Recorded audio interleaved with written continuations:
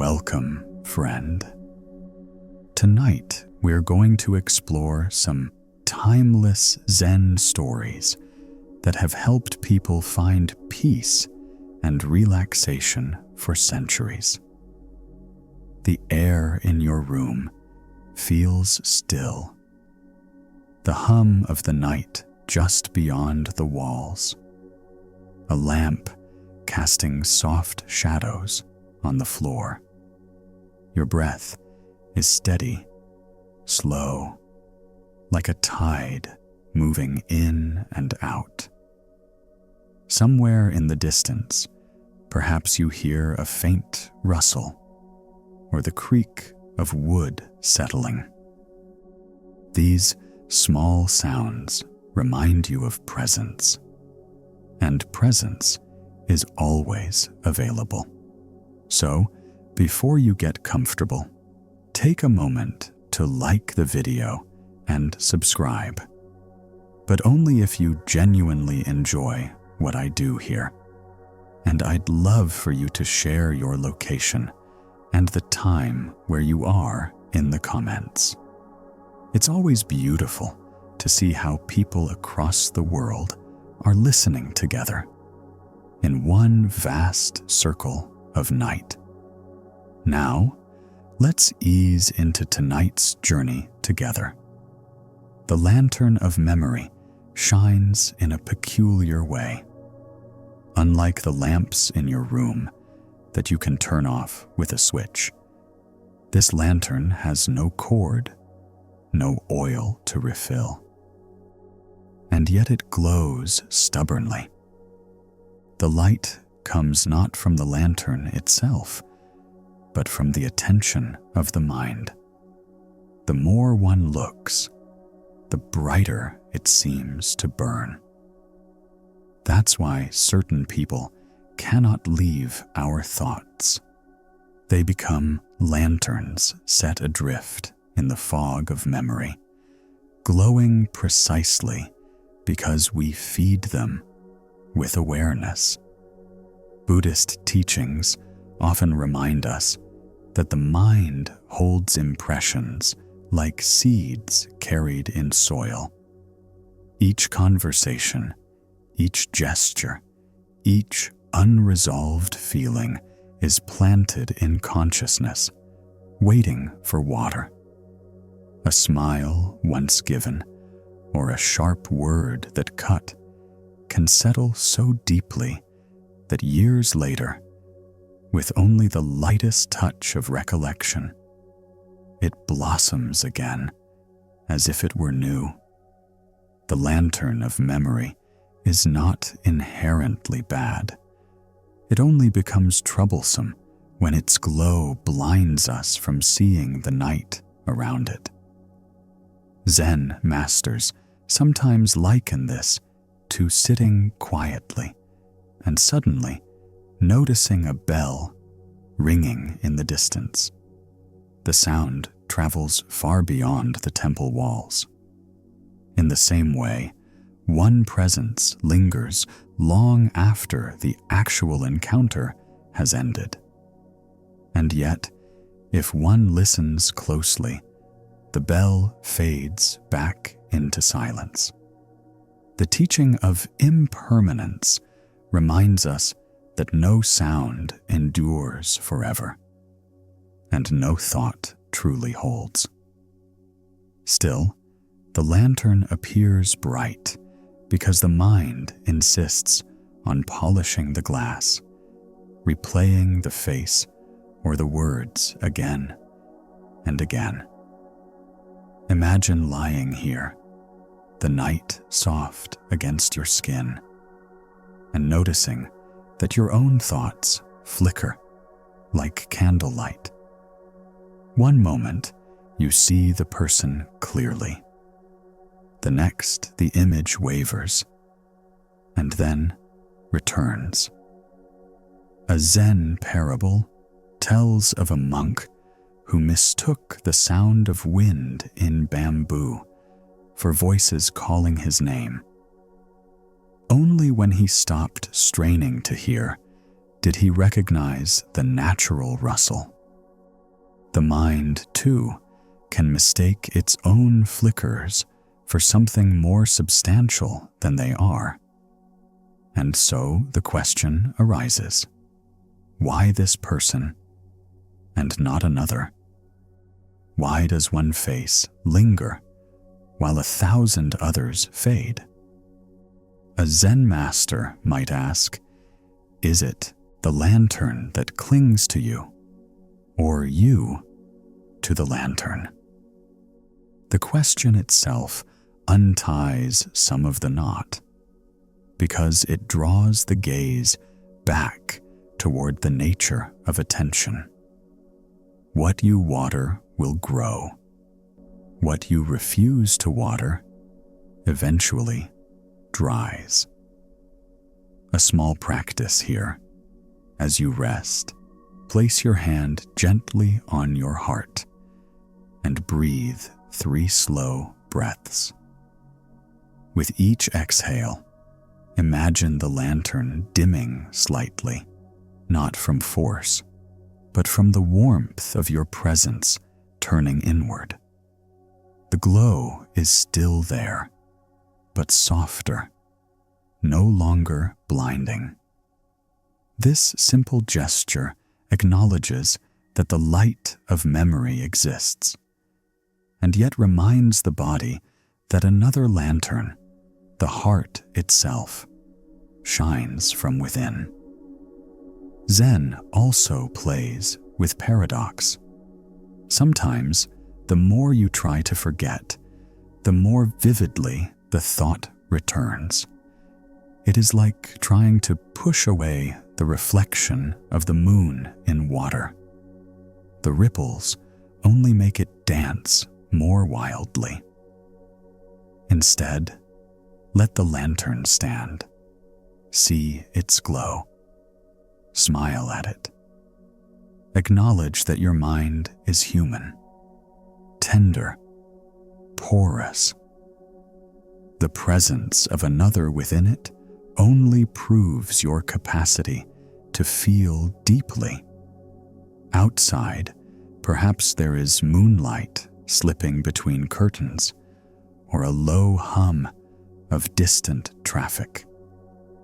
Notice how these enter awareness without resistance.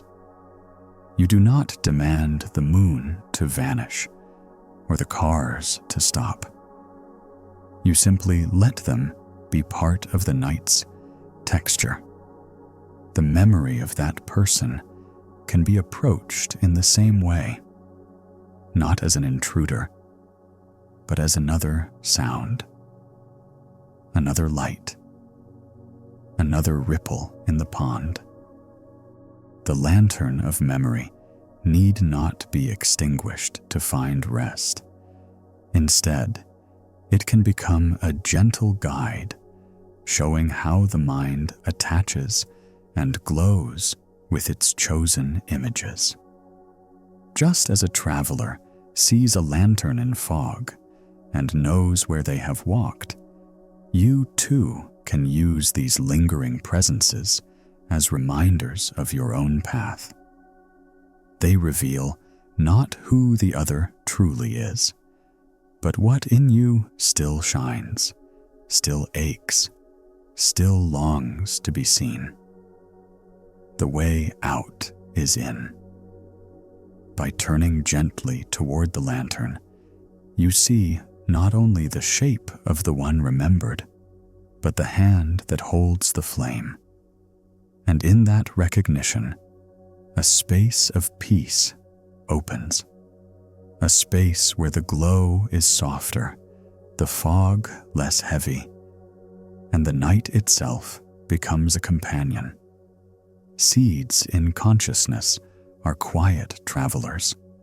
Each one carries a whole story, though it may be invisible at first. A single glance exchanged with someone can settle into the soil of mind as a seed. It does not matter if the glance was kind, indifferent, or sharp. It is planted just the same. Buddhist teachings Call this bija, the seeds of karma, stored in what is sometimes named the storehouse consciousness. This inner storehouse is like a vast field, and everything you experience becomes part of its garden. When you find that one person cannot leave your thoughts, it is not that they are haunting you from outside. Rather, it is the seed within you that keeps sprouting, watered by memory, emotion, or longing.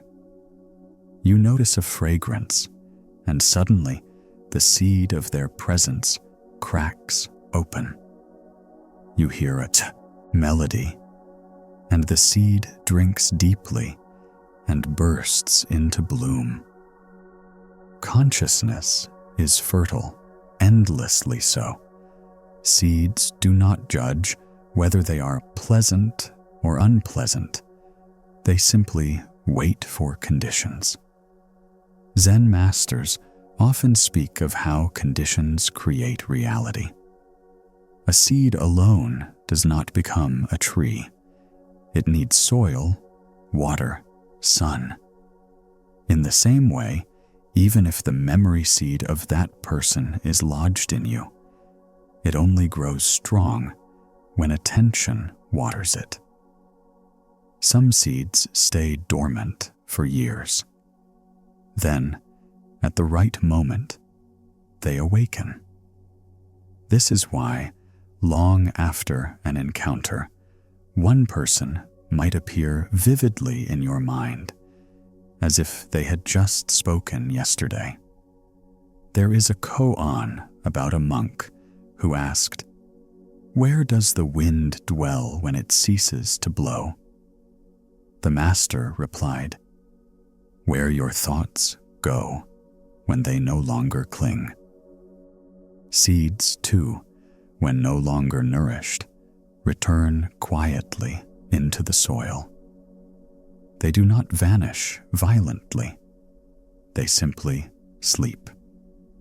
The lantern of memory from before and the seeds here are one continuum. The lantern is the bloom, the seed the source. Both reveal how the mind creates continuity, even when no actual person is present. Perhaps you recall how certain seeds sprout stronger in times of tiredness. At night, when the body is weary, memory tends to wander toward old longings. The seed knows the soil is loose then, and sends up shoots. Imagine yourself lying now, eyes heavy, hearing the faint buzz of night insects beyond the window. These are conditions too. They soften the heart. They open the soil. And in that softened state, the seed of that person pushes upward. But here is the teaching. Awareness itself can choose how to respond. When the sprout arises, you can look at it tenderly instead of fearing it. A Zen master might say, "If you are the gardener, would you pull out the seedling harshly or let it wither naturally by giving water elsewhere?" The mind, after all, has countless seeds. Each breath you take is watering seeds of peace, of rest, of gentleness. A micro practice here. As you breathe, picture the seed of that person in your heart. Mind as a small sprout.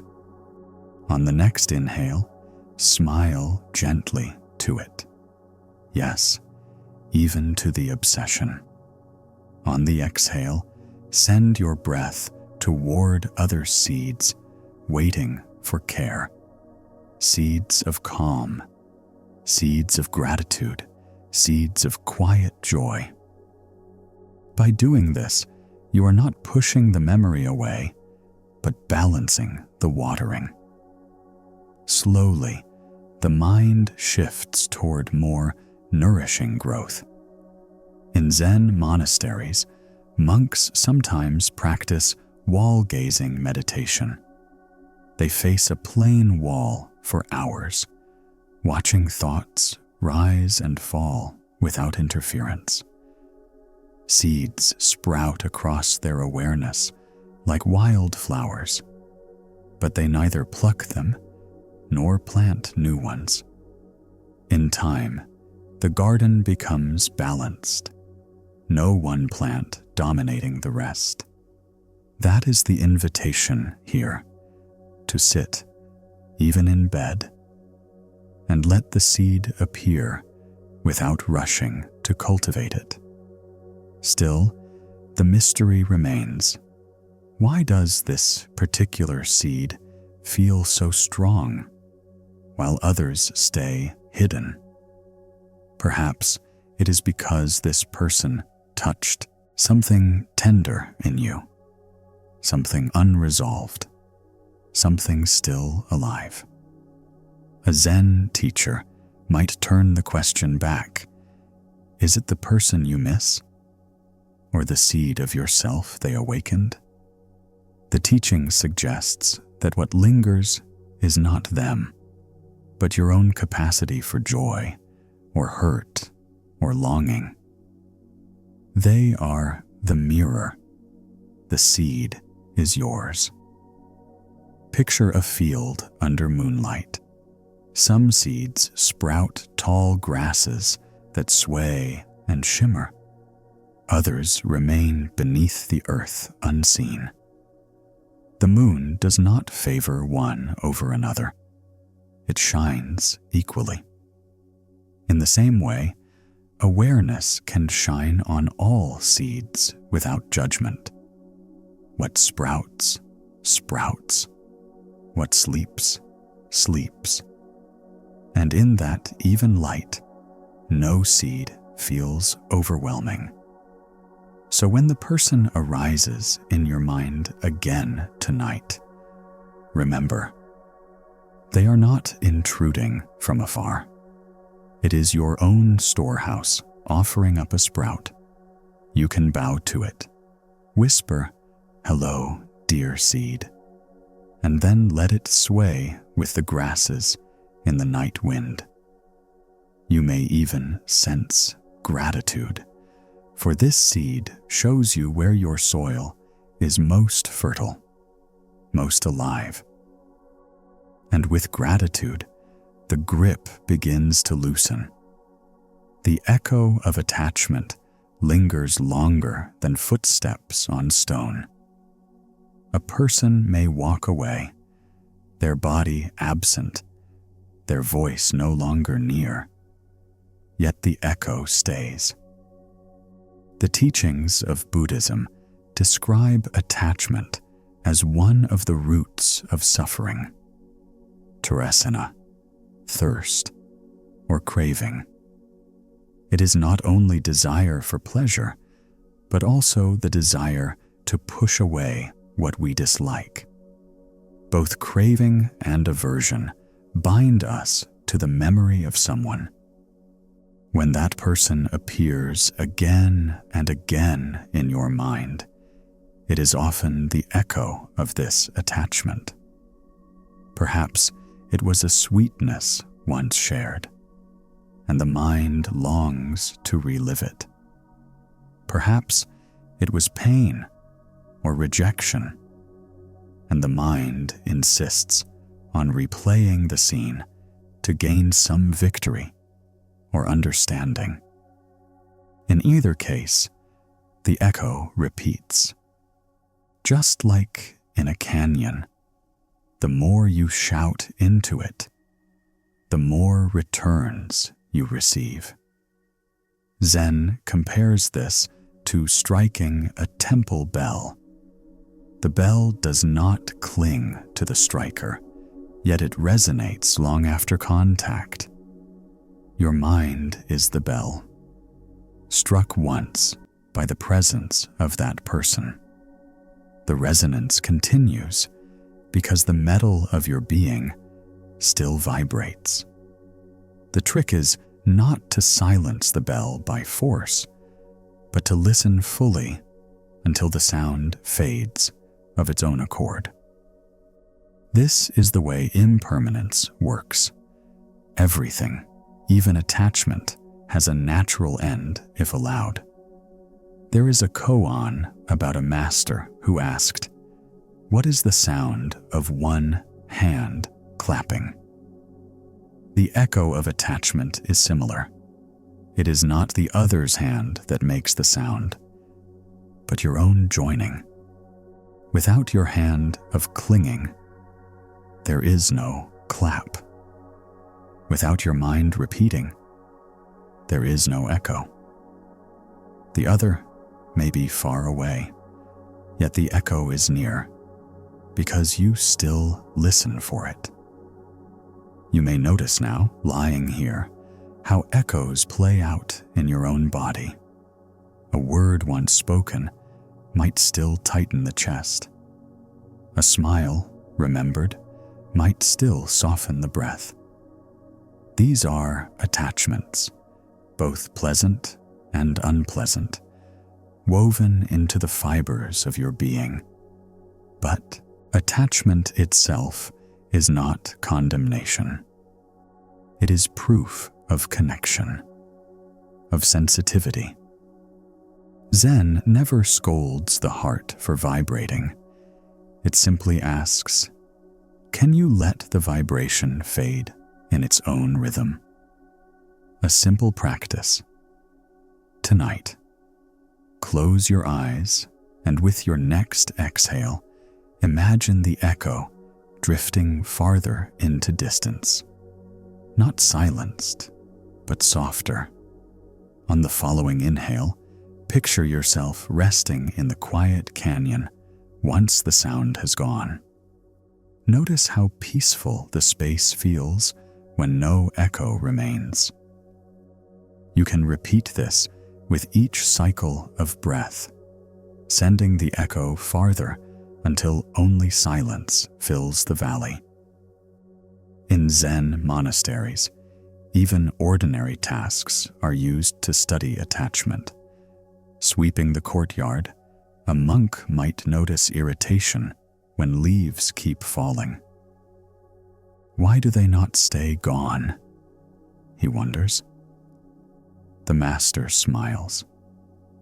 Why do you cling to sweeping as completion? The echo of attachment is like those falling leaves.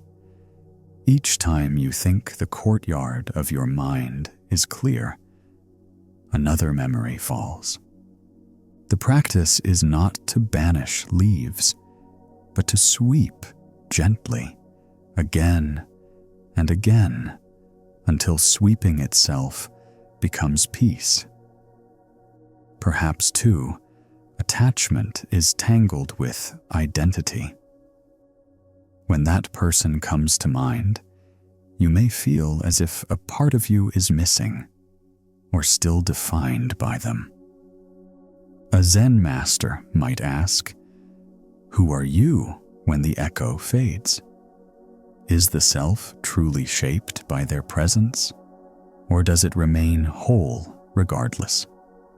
The echo is strong, yes, but only because you stand listening. Step away slightly, and the sound softens. Step further, and silence returns. Picture a pond at night. A pebble is thrown, ripples radiate outward. If you stare at the ripples, they seem endless. But if you look up, you notice the moon reflected, still unaffected. The ripples are attachment. The moon is awareness. Tonight, let yourself lift your gaze from ripples to moon. Let awareness remind you that even as echoes move, stillness is always present. And when the echo returns tomorrow, you can greet it softly, as one greets a distant bell.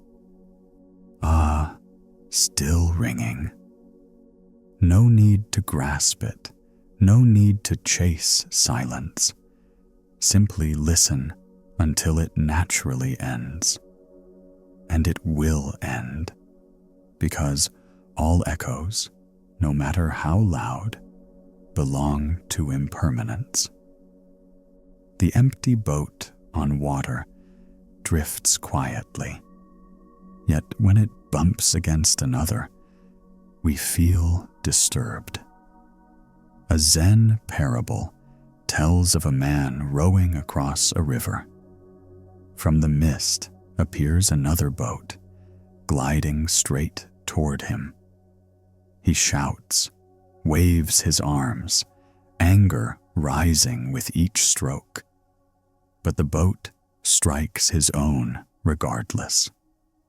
As he prepares to curse the careless rower, he suddenly sees the boat is empty. No one was there to blame. In that instant, his anger collapses into laughter.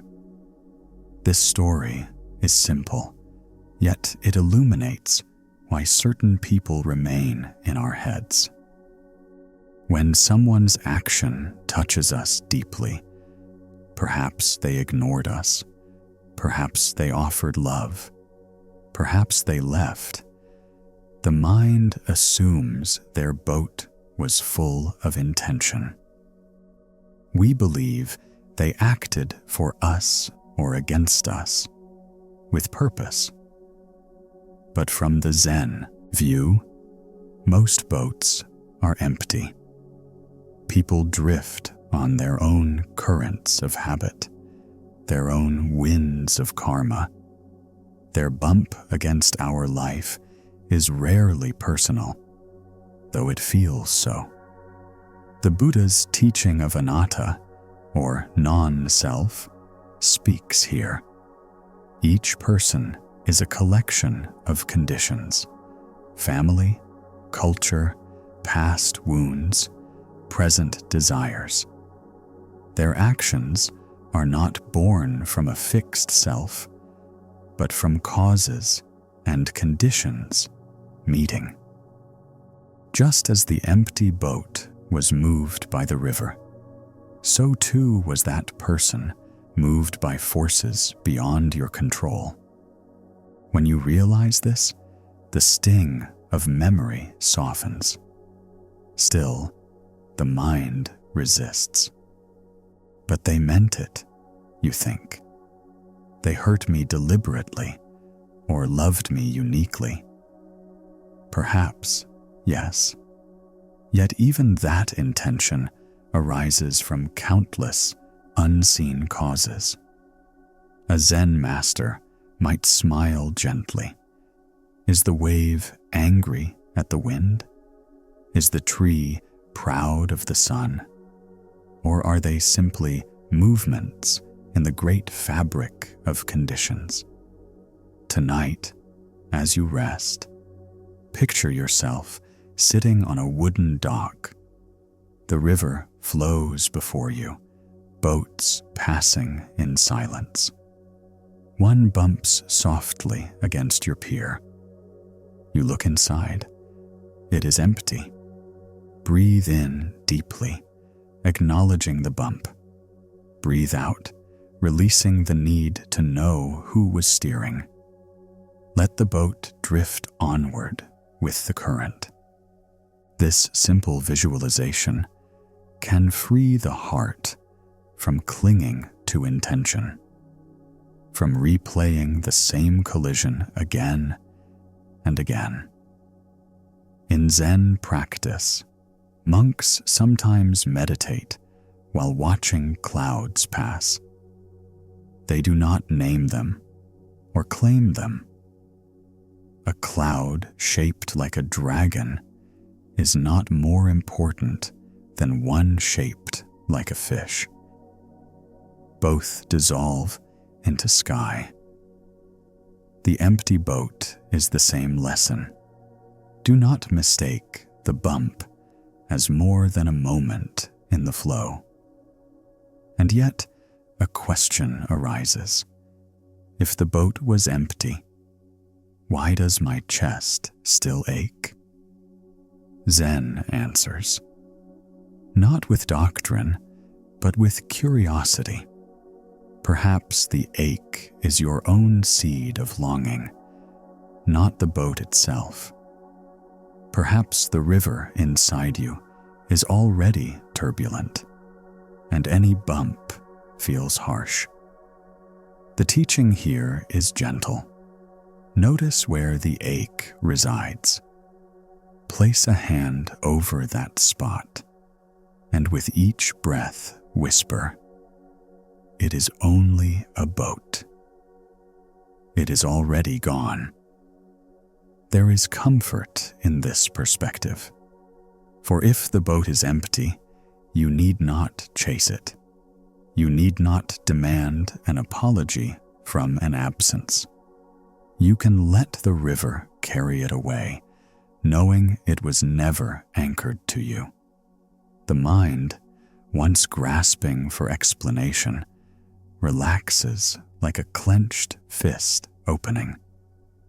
In modern life, empty boats appear as emails not answered, texts left unread, words spoken carelessly in a crowded room. How quickly we believe each action is pointed at us, when so often it drifts from another storm, unnoticed. Zen invites us to see the emptiness there, not as void, but as spaciousness. The bump is real, yes, but it is not the whole river. So when that person returns to your mind tonight, consider their boat. Was it truly filled with deliberate intention, or was it moved by currents you cannot see? If you imagine it empty, does your breath grow lighter? Does your body soften, as the man's laughter did on the river? Let the empty boat be your teacher. Let it remind you that not every bump must be carried forever. Boats come and go, but the river flows on and on. And in that flow, you can rest. The knot of desire and aversion binds tighter the more we pull at it. Imagine a cord twisted around itself. Each tug creates more tension, never less. Buddhist teachings often describe the mind as caught in two strong currents, craving for what pleases us and aversion toward what displeases us. Together, they form the jarsho that makes a person remain in our thoughts. If the one who lingers brought joy, the mind thirsts to relive it. If they brought pain, the mind struggles to reject it. Desire and aversion are twin ropes, pulling in opposite directions, but fastening us to the same spot. This is why both love and resentment can keep someone equally present in our minds. The knot is not loosened by favoring one rope over the other, but by stepping back to see the binding itself. A Zen story tells of a monk who came to his master and said, "My mind is tied in knots of passion and anger. How can I untangle them?" The master silently held up a length of rope and let it fall loose upon the floor. Nothing more was said. The teaching was clear. Knots exist only while tension is maintained. Release the pull and the cord untwists by itself. The Buddha's middle way lies here, not indulging desire, not suppressing aversion, but seeing both as movements of the same restless energy. When a face returns again and again, ask softly, do I crave it or resist it, or both? By naming the forces, you begin to see the knot rather than being strangled by it. Tonight, lying with the hush of the room around you, try this small practice. Imagine two cords in your chest, one glowing warm with longing, one dark with resistance. As you breathe, see them crossing and tightening.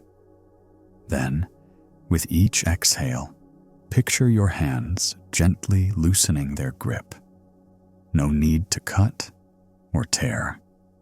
Simply stop pulling. Let the cords drop softly to the floor, like the master's rope. In Zen monasteries, tea preparation often reveals these knots. A monk may crave the sweetness of a fine brew, then feel aversion when the taste is bitter. The teacher smiles. The tea has not changed. Only your grasping has. The same is true of the memory that binds you. The person has not changed in your mind. It is your desire and aversion that keep tugging. A reflective question emerges. Who are you without the tug? If the knot unravels, does the person still hold power? Or are they simply a memory, as neutral as a leaf drifting downstream? To ask this question gently is already to loosen the cord. You may notice the body soften with this reflection. The jaw unclenches, the shoulders sink deeper into the bed. These are signs of the knot releasing. Even if only slightly, the shift is real. Each time you relax into breath instead of pulling the rope, the knot grows looser, the memory less demanding. Picture again the lantern of memory from earlier. When desire fuels it, the glow grows brighter. When aversion fights it, the flame flickers angrily. But when both are released, the lantern rests calmly, no longer glaring. You can sit beside it in peace, allowing its light without being blinded. And so, if tonight that person returns to your thoughts, do not rush to chase or reject them. Notice instead the two ropes in your hands.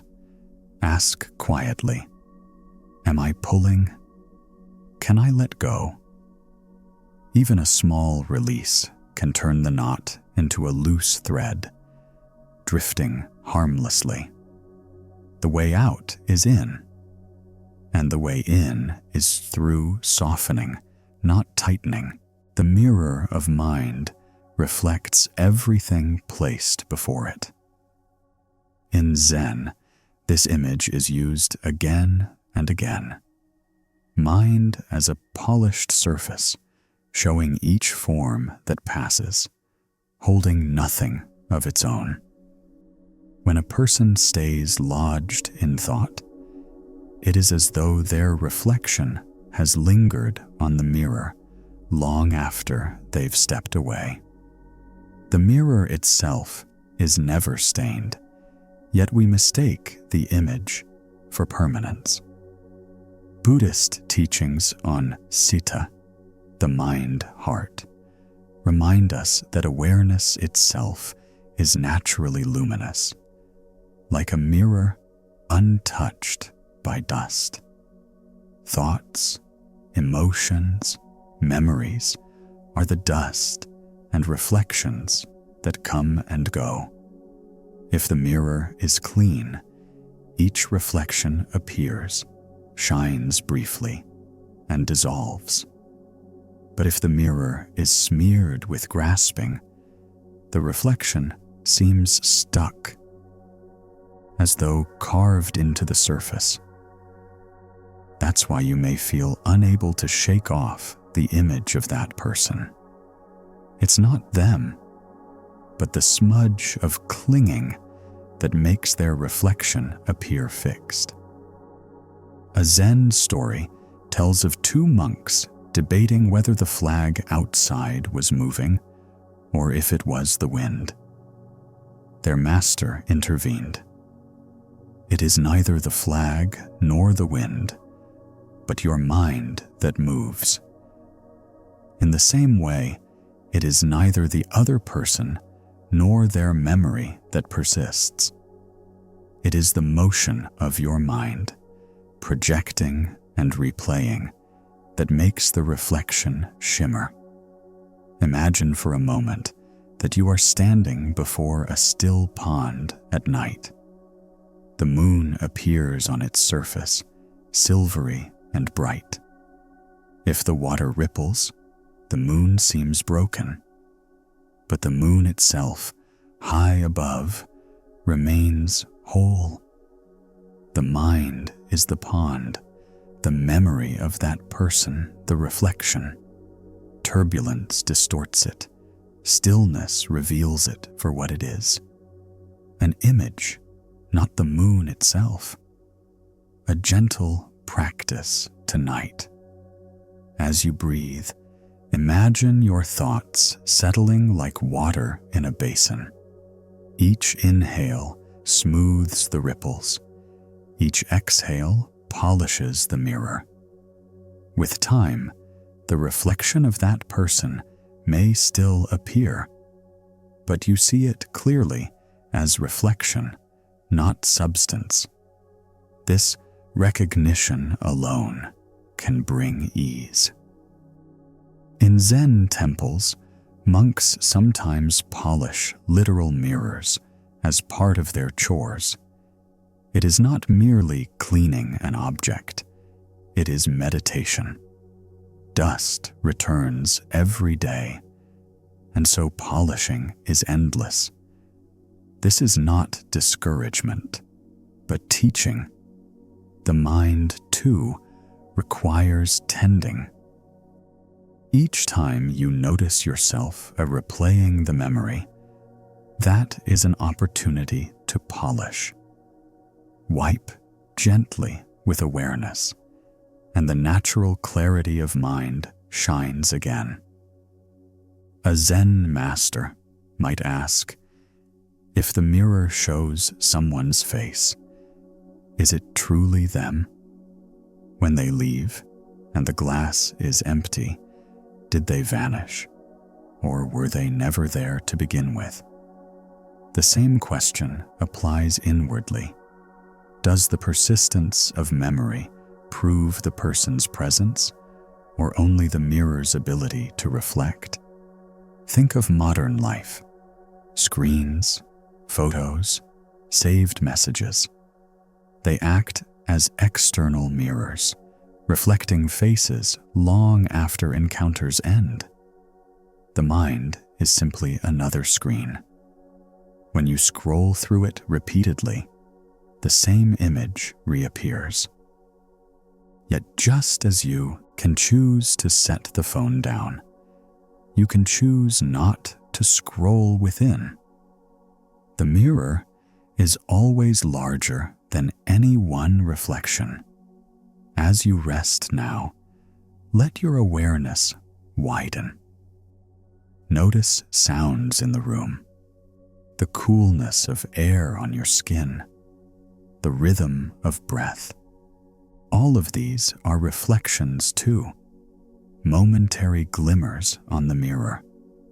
The more you attend to their variety, the less any single image dominates. the mirror remains open, infinite, untouched.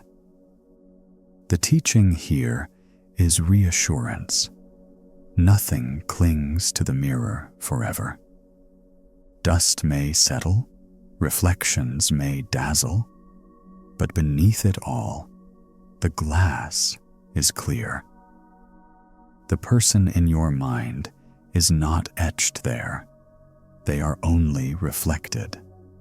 And reflections, like echoes, like lanterns, eventually dissolve when the mirror is allowed to rest in its natural stillness.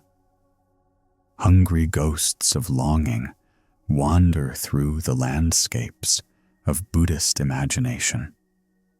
Beings with swollen bellies and thin necks, forever unable to satisfy their cravings. In the Pettavatu and later Zen teachings, they are not condemned as monsters, but understood as symbols of human desire that cannot be filled. When a person will not leave your thoughts, it may be because some part of you has taken on the shape of a hungry ghost. The belly aches for connection. The throat is too narrow to drink it in. And so the longing continues endlessly.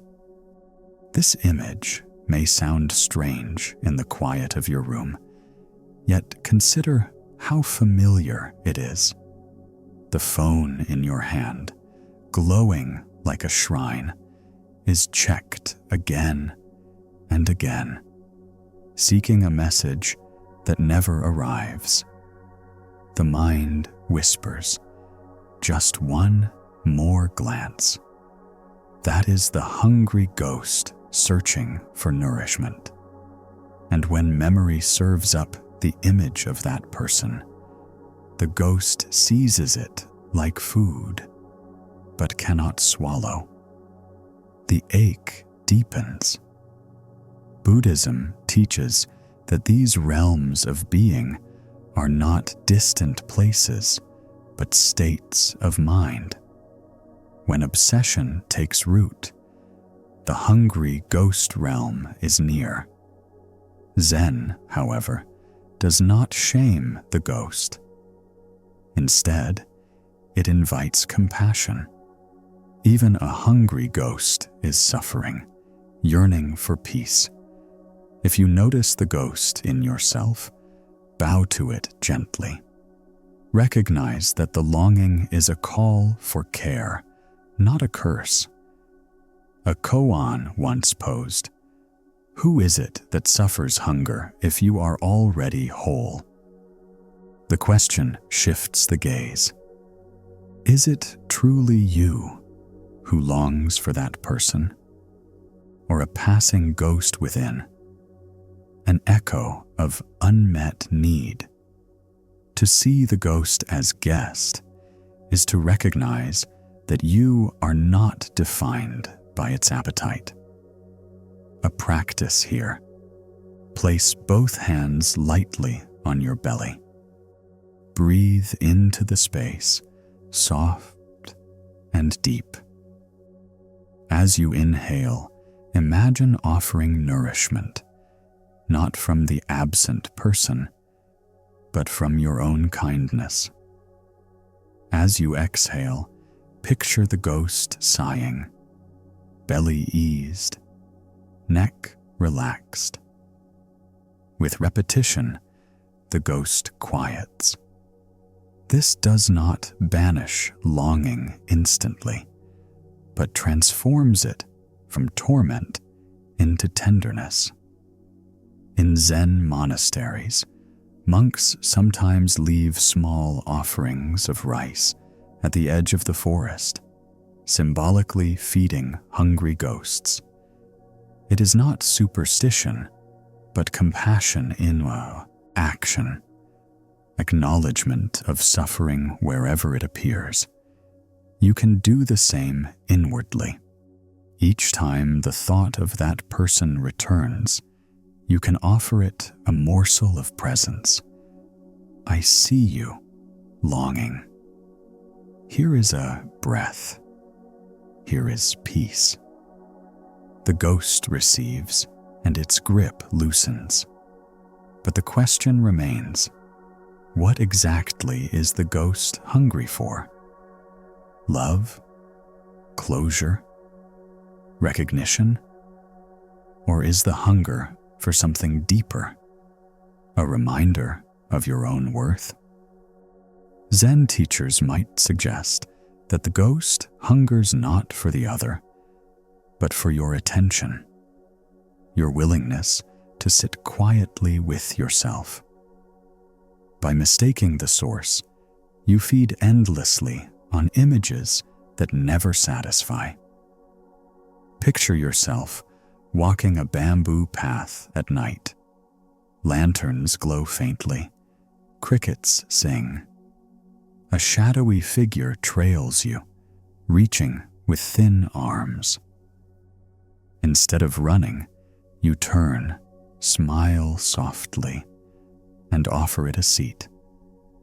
You both sit, listening to the night. In stillness, the ghost fades, revealing it was only another part of you waiting for company. Longing, in this way, can be transformed from torment into doorway. Each time that person arises in your mind, let it be the ghost knocking. Instead of fearing it, greet it with compassion. Hello, dear hungry one. Rest here.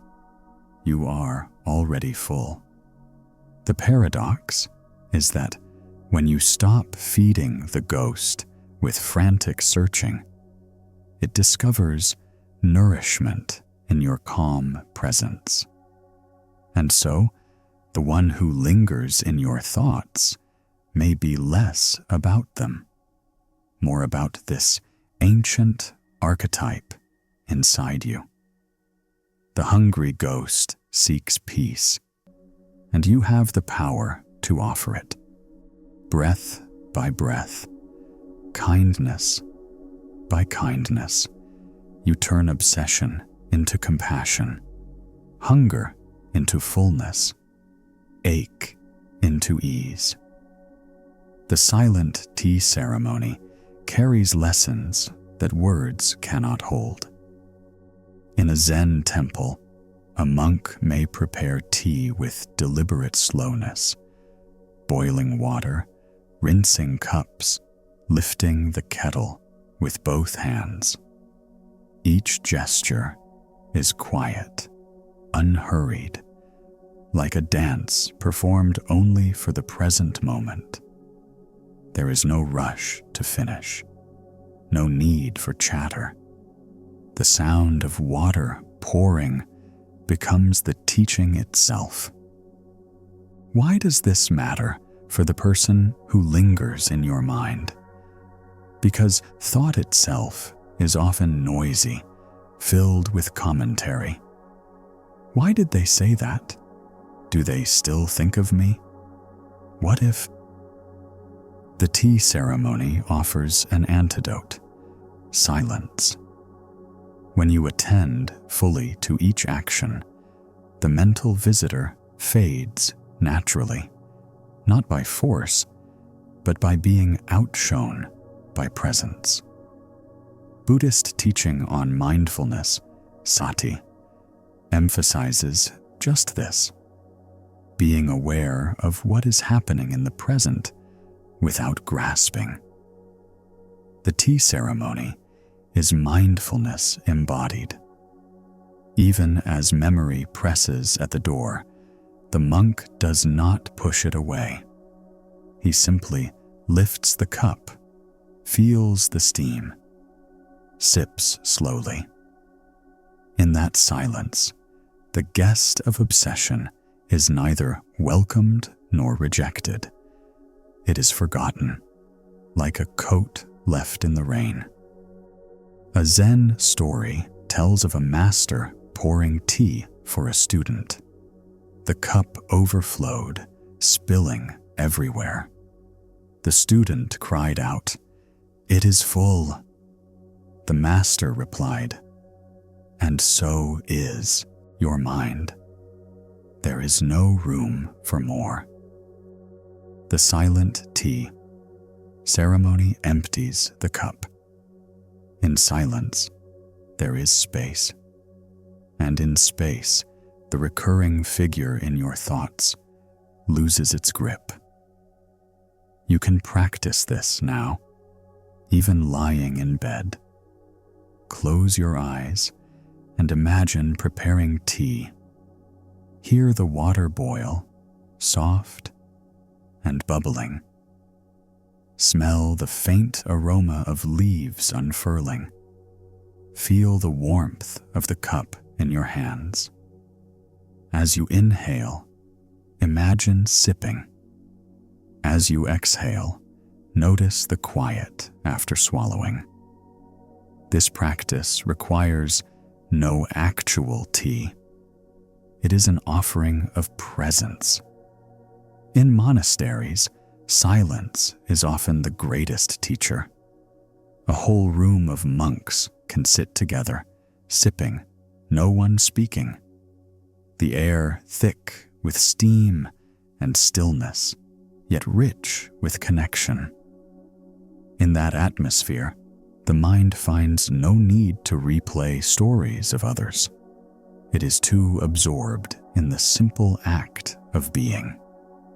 And so the question arises, what if the person who won't leave your head is like an overflowing cup? Are you so full of their image that nothing else can enter? The ceremony whispers an answer. Empty, slowly, by attending to the smallest detail. No grand gesture is needed. Just sip and let silence pour in. Modern life rarely offers this silence. Notifications flash, conversations buzz, and memories compete for space. Yet the lesson of tea can be practiced anywhere. Even now, as the room hums with night air, you can pause, breathe, and imagine steam rising from an unseen cup. This is the soundless teaching that softens obsession, not through suppression, but through absorption in the ordinary. When the person reappears in thought, you might try greeting them as you would a stray leaf drifting into your cup. No irritation, no drama. Simply set it aside and continue sipping. The leaf is not the tea. The thought is not you. The silent tea ceremony reveals that healing does not always come through analysis, but through presence. Words can argue with memory endlessly, but silence can dissolve it in a single sip. Tonight, may you taste that silence, and let the one who lingers gently fade, like steam disappearing into the night. Rain on the bamboo roof falls with its own rhythm, soft, steady, and utterly indifferent to whether anyone listens. In Zen temples, monks sometimes sit in silence, hearing each drop as a reminder of impermanence. The sound begins, flows, and ends. No raindrop lasts, yet the music feels eternal. Thoughts of a person who lingers in your mind behave much the same way. They fall, one after another, convincing you of continuity, but each is only a drop.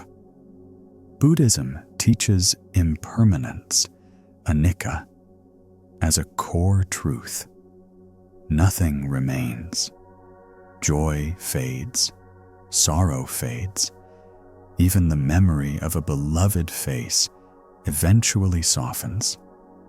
What feels endless is simply the repetition of arising and passing, like rain on the roof. The problem is not that thoughts arise, but that we mistake their falling for permanence. We say, "They will not leave my head," when in fact they leave every moment, only to return with the next drop. A Zen anecdote tells of a monk who was asked how he endured long, rainy seasons. He replied, "Each drop is a bell." Instead of annoyance, he heard reminders of the present. In the same way, each thought of that person can become a bell, not a chain, but a sound that returns you to awareness. Try this practice now. Listen to the faint sounds in your room, the hum of a fan, the distant night air. With each noise, imagine it as a raindrop on bamboo. Then add your thought of that person. See it as another drop, no heavier, no more lasting. Inhale, feel the drop fall. Exhale, let it vanish. This way, memory becomes part of the rain song, not a storm. The quirky Zen element here is that monks sometimes use dripping water as a focus during meditation. Sitting near a leak, they attend to every drop, training the mind to accept persistence without resistance. What seems irritating at first becomes a teacher, showing the way thoughts arrive, touch, and pass. But a question arises. What if the rain never stops? What if the person returns day after day? Zen suggests looking closer. Rain never repeats the same drop. Each is new, each unique. So too with memory.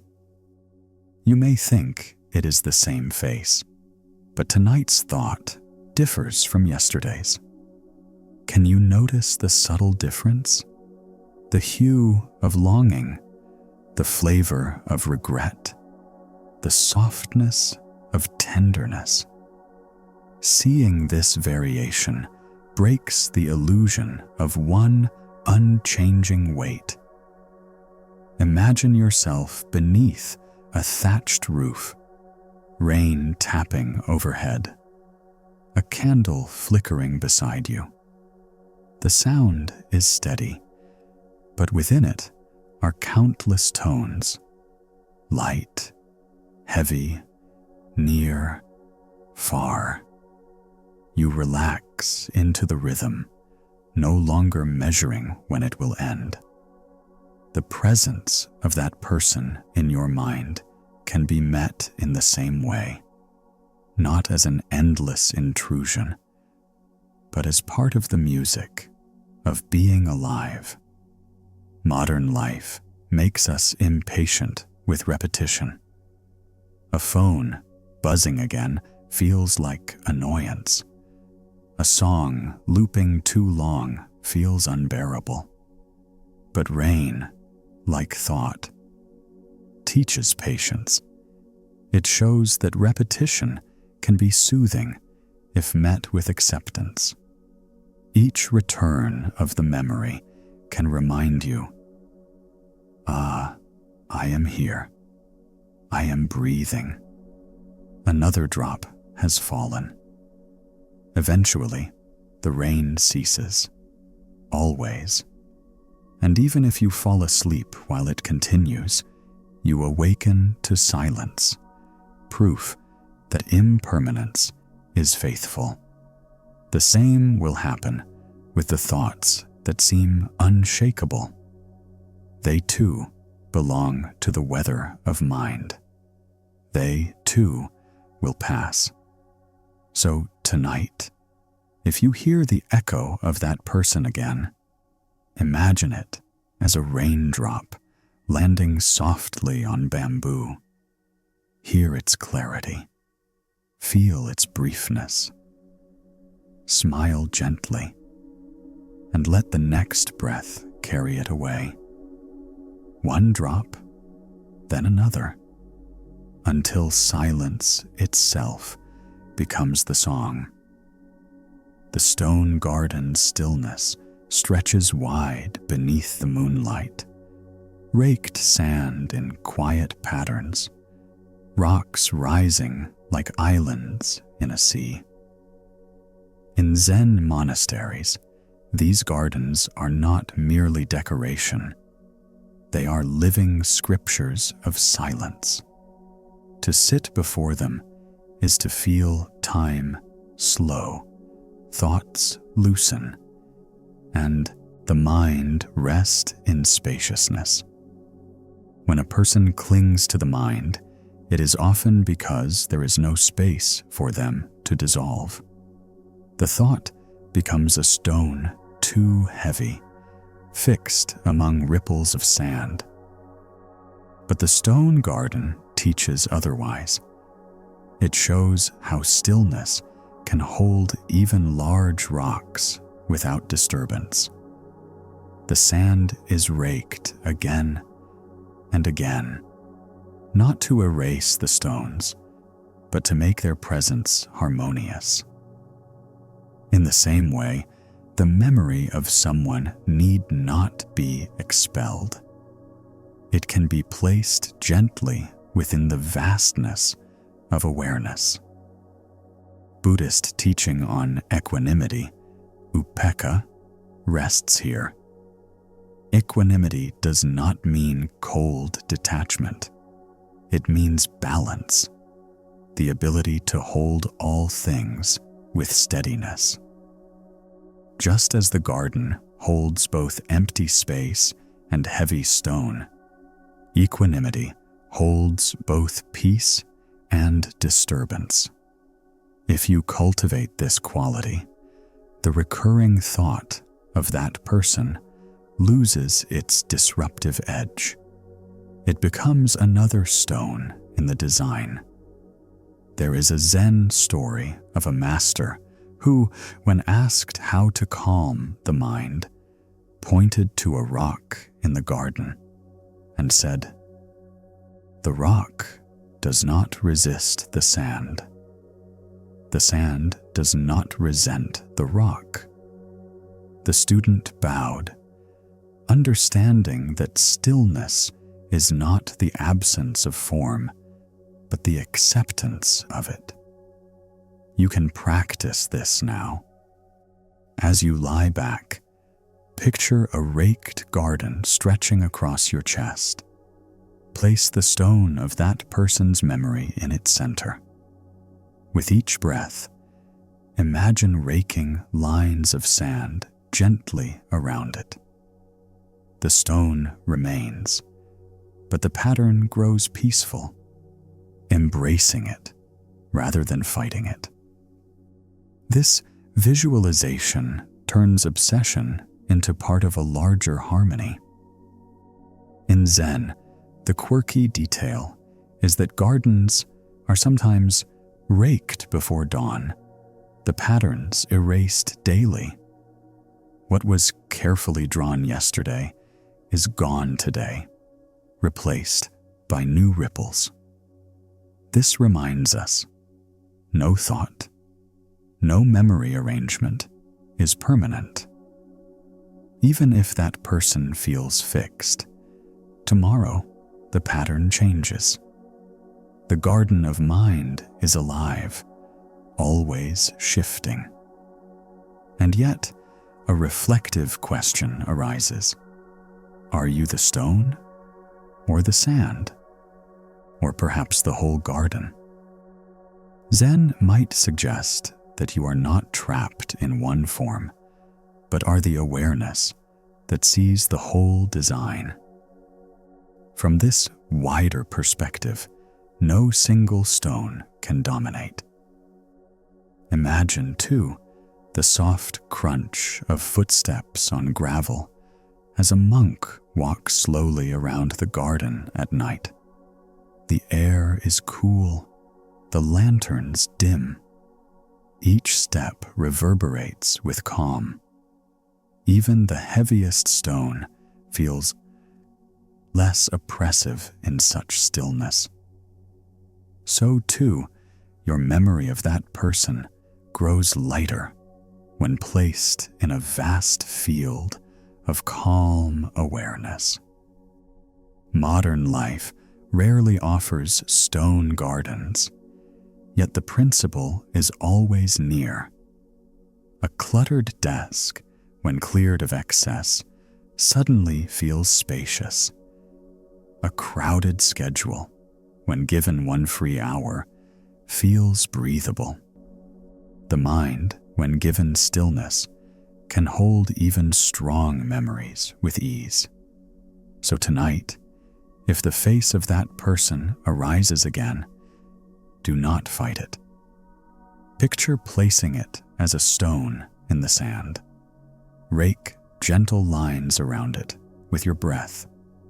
See the stillness that holds it, the spaciousness that makes it beautiful rather than burdensome.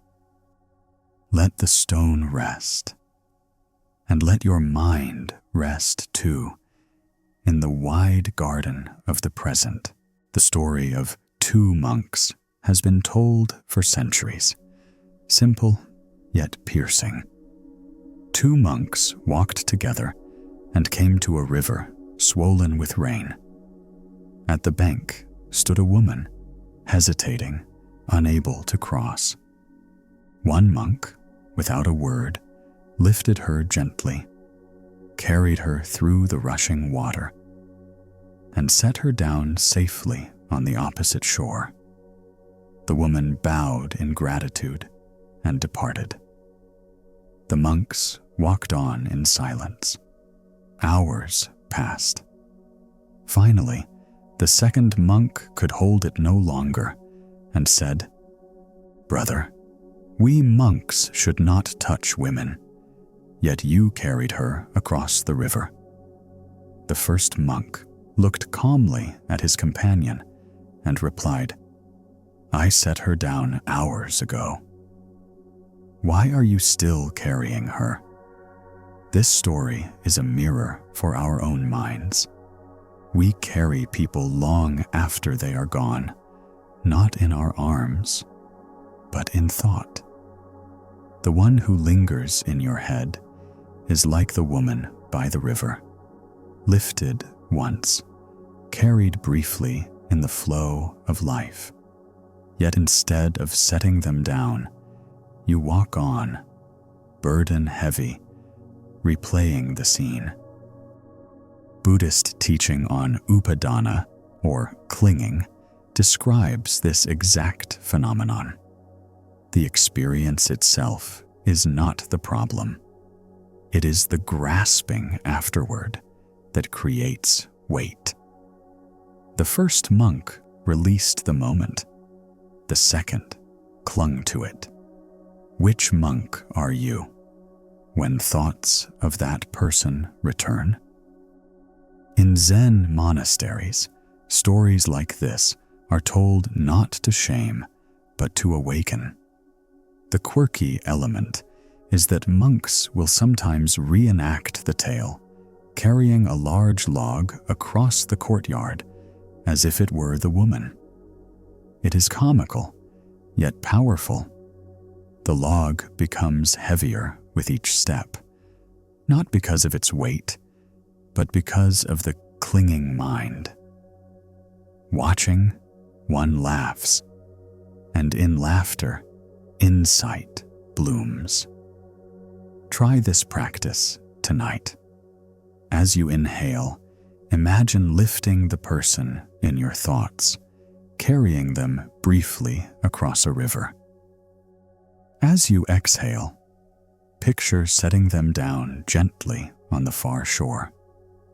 Whisper inwardly, "I set you down." Repeat this with each breath until you feel the burden lighten. A reflective question arises here.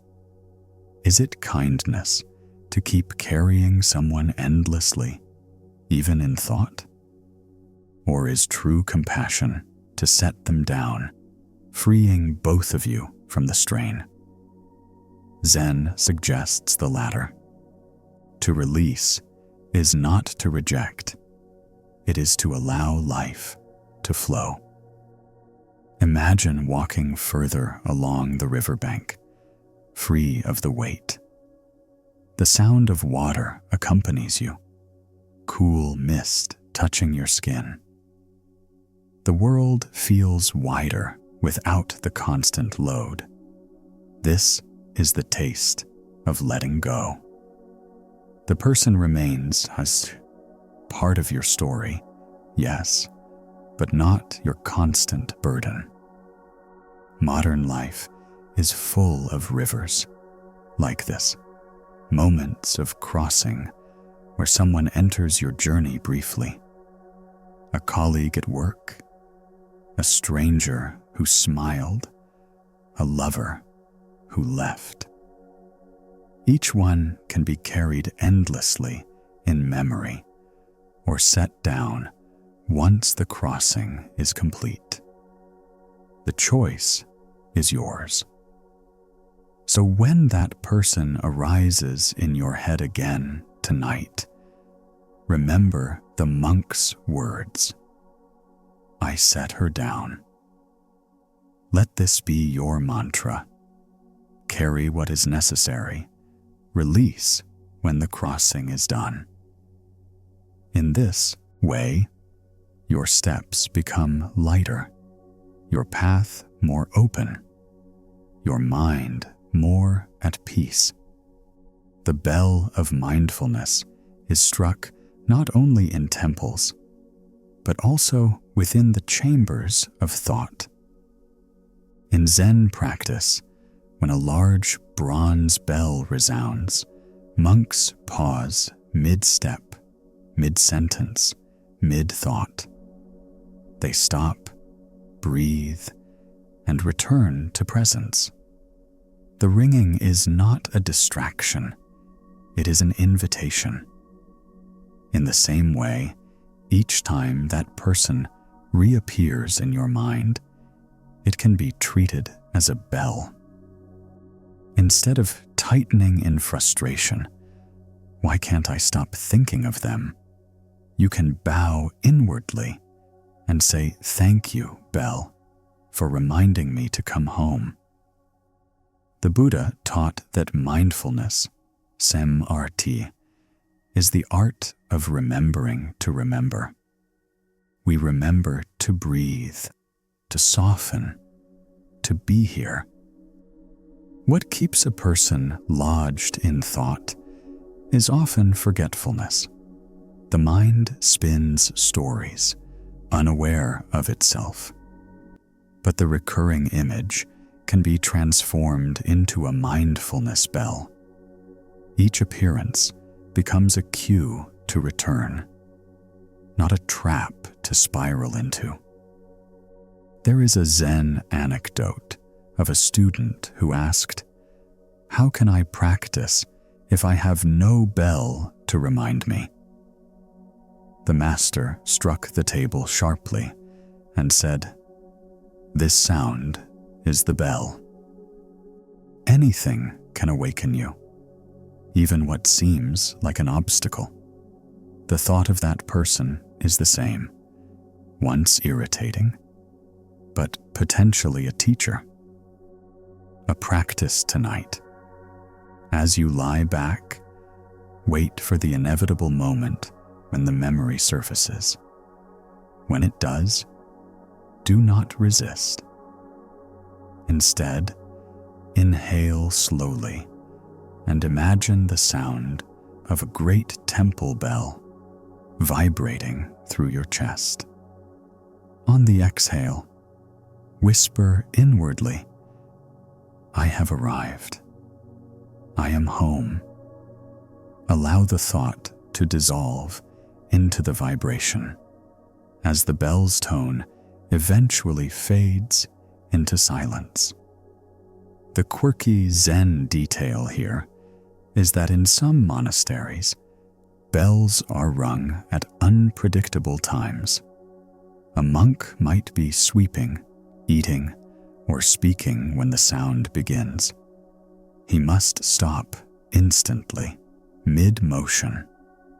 The point is not interruption, but awakening. Life itself is the practice. In your own life, the unpredictability of memory serves this role. That person's sudden return to your thoughts can be your bell ringing at random hours. Yet a question lingers. Do you wish for silence, or can you accept the bell's song? Zen would ask, if the bell never rang, how often would you remember to breathe? Likewise, if the thought never appeared, would you have as many chances to practice presence? Imagine walking through a foggy village at dawn. A temple bell rings in the distance, its sound rolling like waves through mist. You stop, inhale the crisp air, feel your body alive. The bell does not last, but its echo reminds you of eternity in each moment. The person in your mind can play the same role. Instead of a chain, they can be a bell, reminding you of the gift of now. So tonight, when their face arises once more, bow inwardly. Say, "Thank you, bell." Breathe. And let the sound fade back into the silence that holds everything.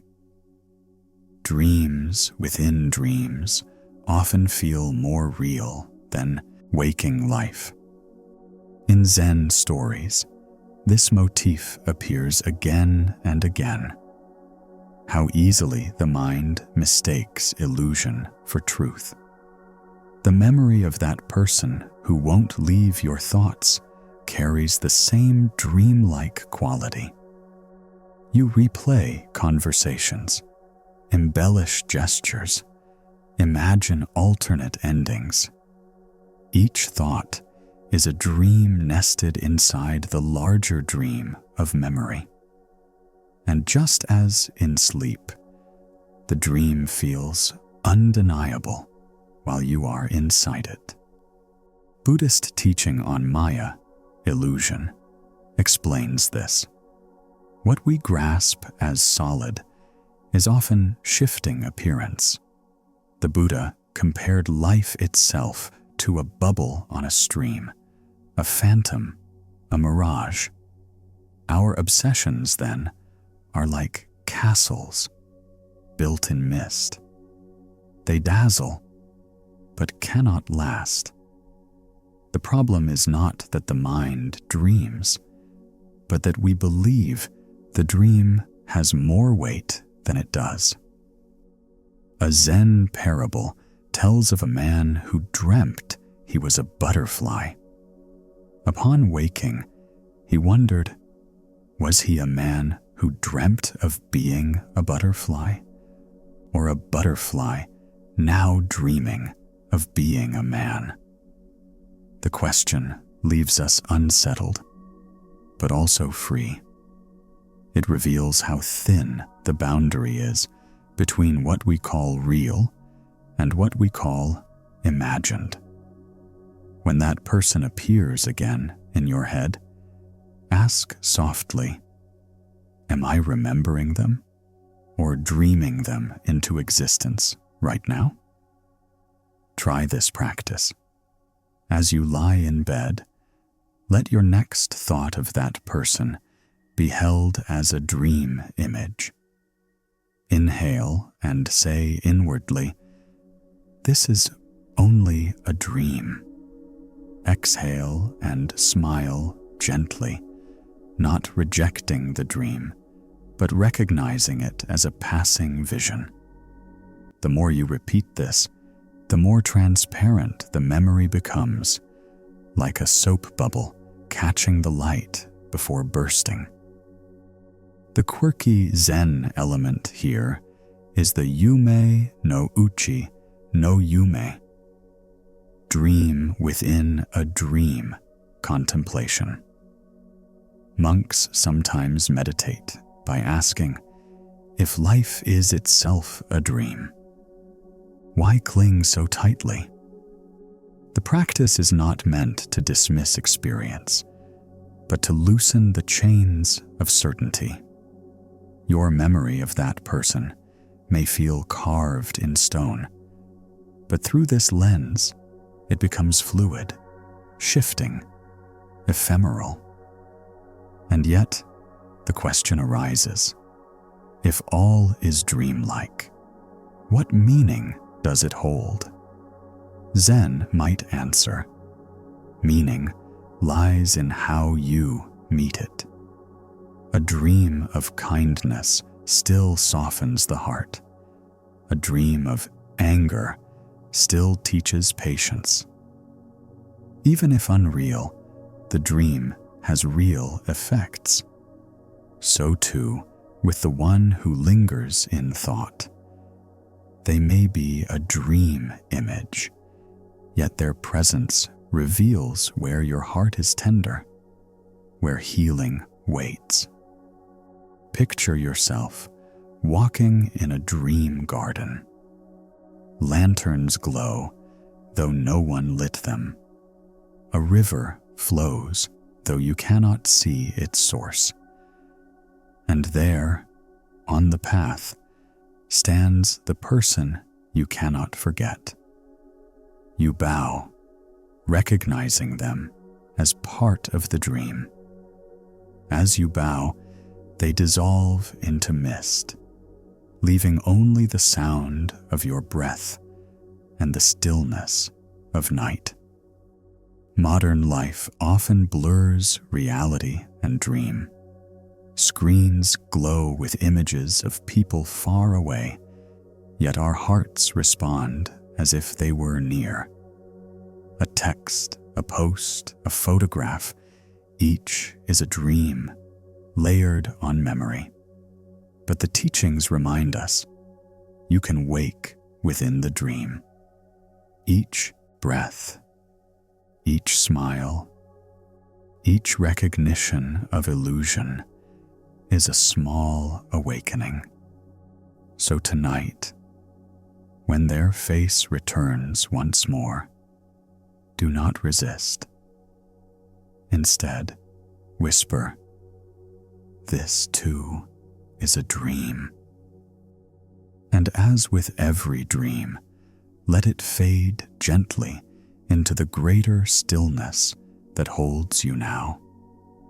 The thread of interbeing is woven through all beings, connecting you to the one who lingers in your thoughts. Thich Nhat Hanh, the modern Zen teacher, spoke often of interbeing, the truth that nothing exists by itself alone. A sheet of paper contains sunlight, rain, soil, the logger, the mill, the teacher who writes upon it. Likewise, the person in your head contains countless conditions, and you too are woven into their fabric. This is why they remain present. The thread between you is real, even if invisible. Buddhism describes this as dependent origination, pratitya samutpada. Nothing arises independently. Your memory of them depends on your experience, which depends on their actions, which depend on their causes. The knot of memory is not an isolated event, but a weaving of many threads. The more you see this, the more the fixation softens. It is not one face tormenting you. It is a tapestry of shared existence. A Zen story tells of a monk who plucked a flower and asked his master why its fragrance lingered. The master replied, "Because the flower is not only a flower, it is also the air, the soil, the rain, and your own breath." The memory of someone lingers in the same way, not because they are haunting you, but because your lives interwove. The fragrance remains. Here is a practice for tonight. As you inhale, imagine a silken thread running from your heart to the memory of that person. On the exhale, picture the thread glowing softly, not as a chain, but as connection. Whisper inwardly, "We inter-are." Repeat this for several breaths. Notice how the connection feels less like imprisonment, more like belonging to the vast web of life. The quirky Zen element here is the use of invisible cords in meditation. Some monks visualize golden threads connecting them to the stars, to the earth beneath, to every living being. It is not superstition, but a reminder. You are never separate. When memory clings, it is not a prison, but a reminder of this greater web. A reflective question arises. If you are truly woven together, can you ever truly be apart? Zen suggests the paradox. You are inseparable, yet free. Like two notes in a song, each distinct, yet meaningless without the other. You and the one in your thoughts are part of a larger melody. Imagine walking through a quiet forest path. Dew clings to spider webs, shimmering in moonlight. Each drop reflects the whole world. Each strand vibrates when touched. So too does the thread of interbeing. When memory stirs, it is the web quivering. Instead of fearing it, you can marvel at its beauty. Modern life often forgets these threads. We imagine ourselves separate, self-contained, scrolling through screens as if isolated islands. But the teachings remind us, no one is an island. Even your longing proves connection. The memory that lingers is not punishment, but proof of shared existence. So when that person rises again in your mind tonight, see not a chain, but a thread. Whisper gently, "We inter-are." Smile at the truth that you are part of each other's story, even now. And then let the thread rest, glowing softly in the vast web of silence. The garden of forgiveness blooms quietly, often after long seasons of drought. When a person will not leave your thoughts, it may be because resentment has taken root. Anger, betrayal, regret, these are heavy seeds, and they sprout thorny vines that wind around memory. Buddhist teaching on forgiveness is not about excusing harm, but about freeing the heart from carrying those thorns. Without forgiveness, the garden of the mind cannot rest. The Buddha spoke of anger as holding a hot coal with the intention of throwing it at another. Who is burned first?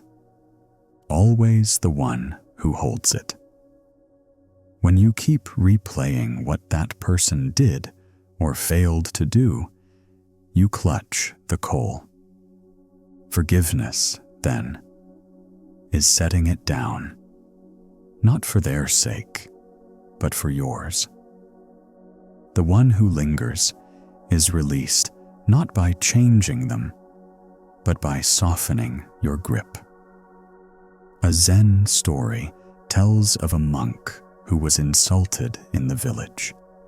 He returned to the monastery in silence. Another monk asked, "Did their words not wound you?" He replied, "If someone offers you a gift and you refuse it, to whom does it belong?" The insult remained with the giver. Forgiveness works the same way.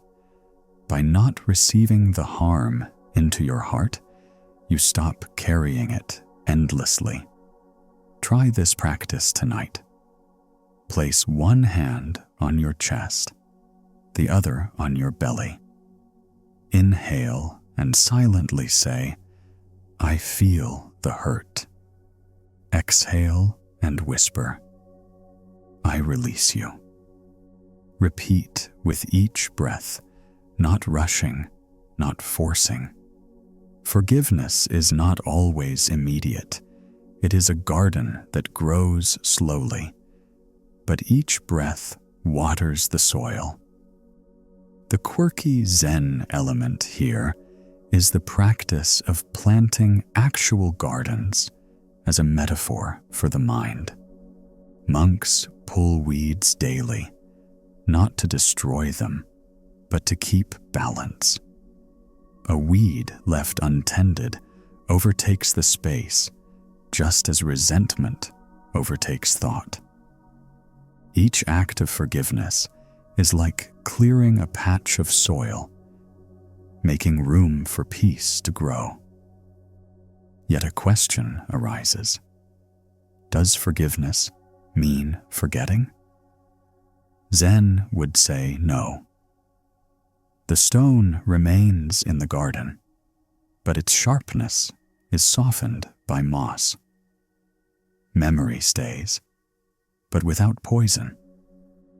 You can look at the face of that person in your mind and feel calm, even compassion, rather than pain.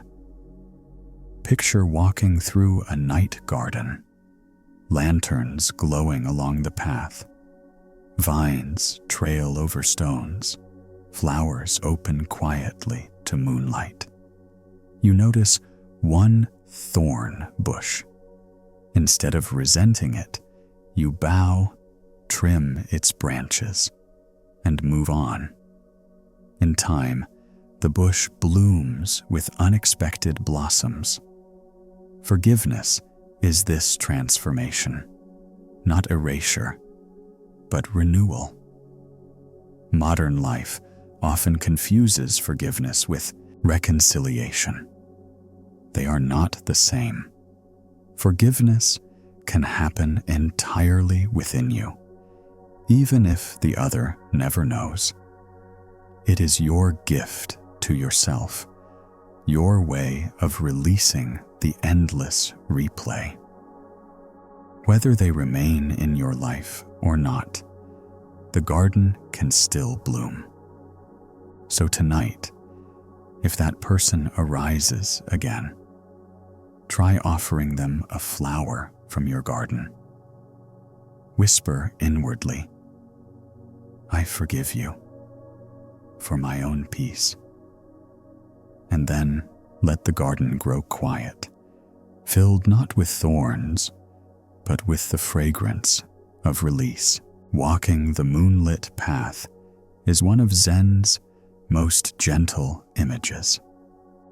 A gravel trail stretches before you, the night air cool, lanterns dim, the moon a soft companion above. Each step is slow, deliberate, carrying no urgency. This is the essence of walking meditation, kinhin, a practice where every step is itself the destination. For a mind caught in loops of obsession, walking the moonlit path offers freedom, one step out of the cycle at a time. Buddhism teaches mindfulness of the body as an anchor. When thought runs wild, the body remains here, now. You may think endlessly of that person, but your feet touch the earth, your lungs fill with air, your heart beats faithfully. To return to the body is to return to the present, where the memory cannot dominate. A Zen anecdote tells of a monk who asked how to escape disturbing thoughts. The master said, "Walk 10 steps, knowing each one." The monk followed, and by the time the 10th step ended, his breath had deepened. His mind softened. The thoughts had not vanished, but they no longer gripped him. Each step had become a small liberation. You can practice this in bed tonight. Imagine yourself rising and walking slowly along a moonlit path. With each inhale, lift one foot. With each exhale, set it down. Whisper inwardly, "I have arrived." Then repeat with the other foot. Inhale, lift. Exhale, place. Whisper, "I am home." Even without moving, the visualization invites the body into calm rhythm. The quirky Zen element here is that monks often walk in circles around the meditation hall, returning again and again to the same spot. The point is not progress, but presence. You may circle back to the thought of that person countless times, yet each time is an invitation to step mindfully. The path does not need to change, only your awareness does. A reflective question arises. What if every time you think of them, it is another step on the moonlit path? Not a mistake, not a failure, but a chance to walk gently, to practice arriving. In this way, even obsession becomes part of practice, not an obstacle to it. Picture yourself now beneath tall bamboo, their shadows hung under the moon. The gravel crunches softly beneath each step. A breeze brushes your cheek. The person in your mind walks beside you, but instead of chasing or resisting, you both walk in silence. Step by step, the path stretches, and soon their presence fades into the larger landscape. Only your breath and the moon remain. Modern life often glorifies speed, steps counted on devices, goals measured, destinations fixed. Zen walking is the opposite: slow, aimless, tender. The memory that hounds you wants to drag you into past or future. Walking meditation anchors you in the present, and in the present, the grip loosens naturally. So tonight, as the face of that person arises again, try stepping gently in your imagination. One breath, one foot, one whisper. I am home. And perhaps in that rhythm, the loop will soften, and the moonlit path will carry you toward rest. The koan of "Who is Thinking" is among Zen's sharpest tools for loosening the grip of obsession. When a person remains endlessly in your head, the mind chases explanation. Why them? Why now? How do I stop? But the koan redirects the gaze. Instead of asking why this thought, it asks who is thinking it. The question is not meant to be answered, but to dissolve the illusion of a fixed thinker. Buddhism teaches anatta, no permanent self. Thoughts arise, but there is no unchanging I behind them. When you ask who is thinking of this person, the mind stalls. It searches for the thinker and finds none. In that pause, the thought itself begins to lose solidity. The one who obsesses is no more real than the dream images themselves. A Zen story tells of a monk who came to his master distraught. This person torments me in thought, night and day. The master asked, "Who is it that is tormented?" The monk stammered, "Me, of course." The master replied, "Show me this me. Place it before me." The monk could not. Slowly, he realized that both tormentor and tormented were shadows in the same mind. You can practice this tonight. As soon as the memory of that person arises, whisper inwardly, "Who is thinking?" Then pause. Do not rush to answer. Instead, notice how the question itself slows the stream. Inhale gently, aware of breath. Exhale into spaciousness, as if the question has opened a window in a crowded room. The quirky Zen element here is that koans often have no logical solution. They are hammers for breaking mental walls. A student may sit with the koan for months, even years. Who is thinking is one such hammer. Each time you turn it inward, it chips away at the illusion of a fixed self who must cling to another. A reflective question emerges. If no fixed self is found, then who exactly cannot let go of that person?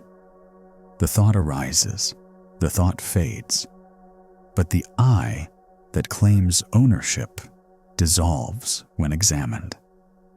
Could it be that the one who suffers is just another thought among thoughts?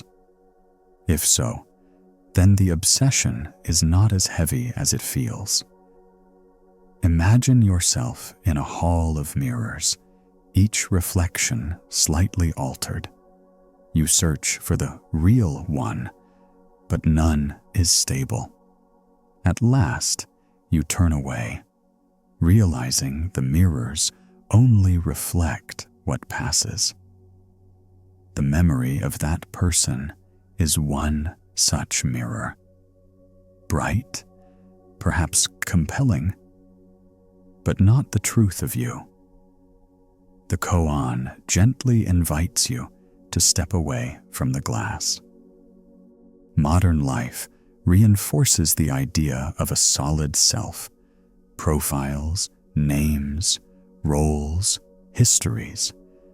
But Zen whispers, you are more fluid than that. If you are not bound by a fixed identity, then no memory can permanently bind you either. The koan opens this freedom. So tonight, as their face rises again in thought, breathe and ask softly, who is thinking?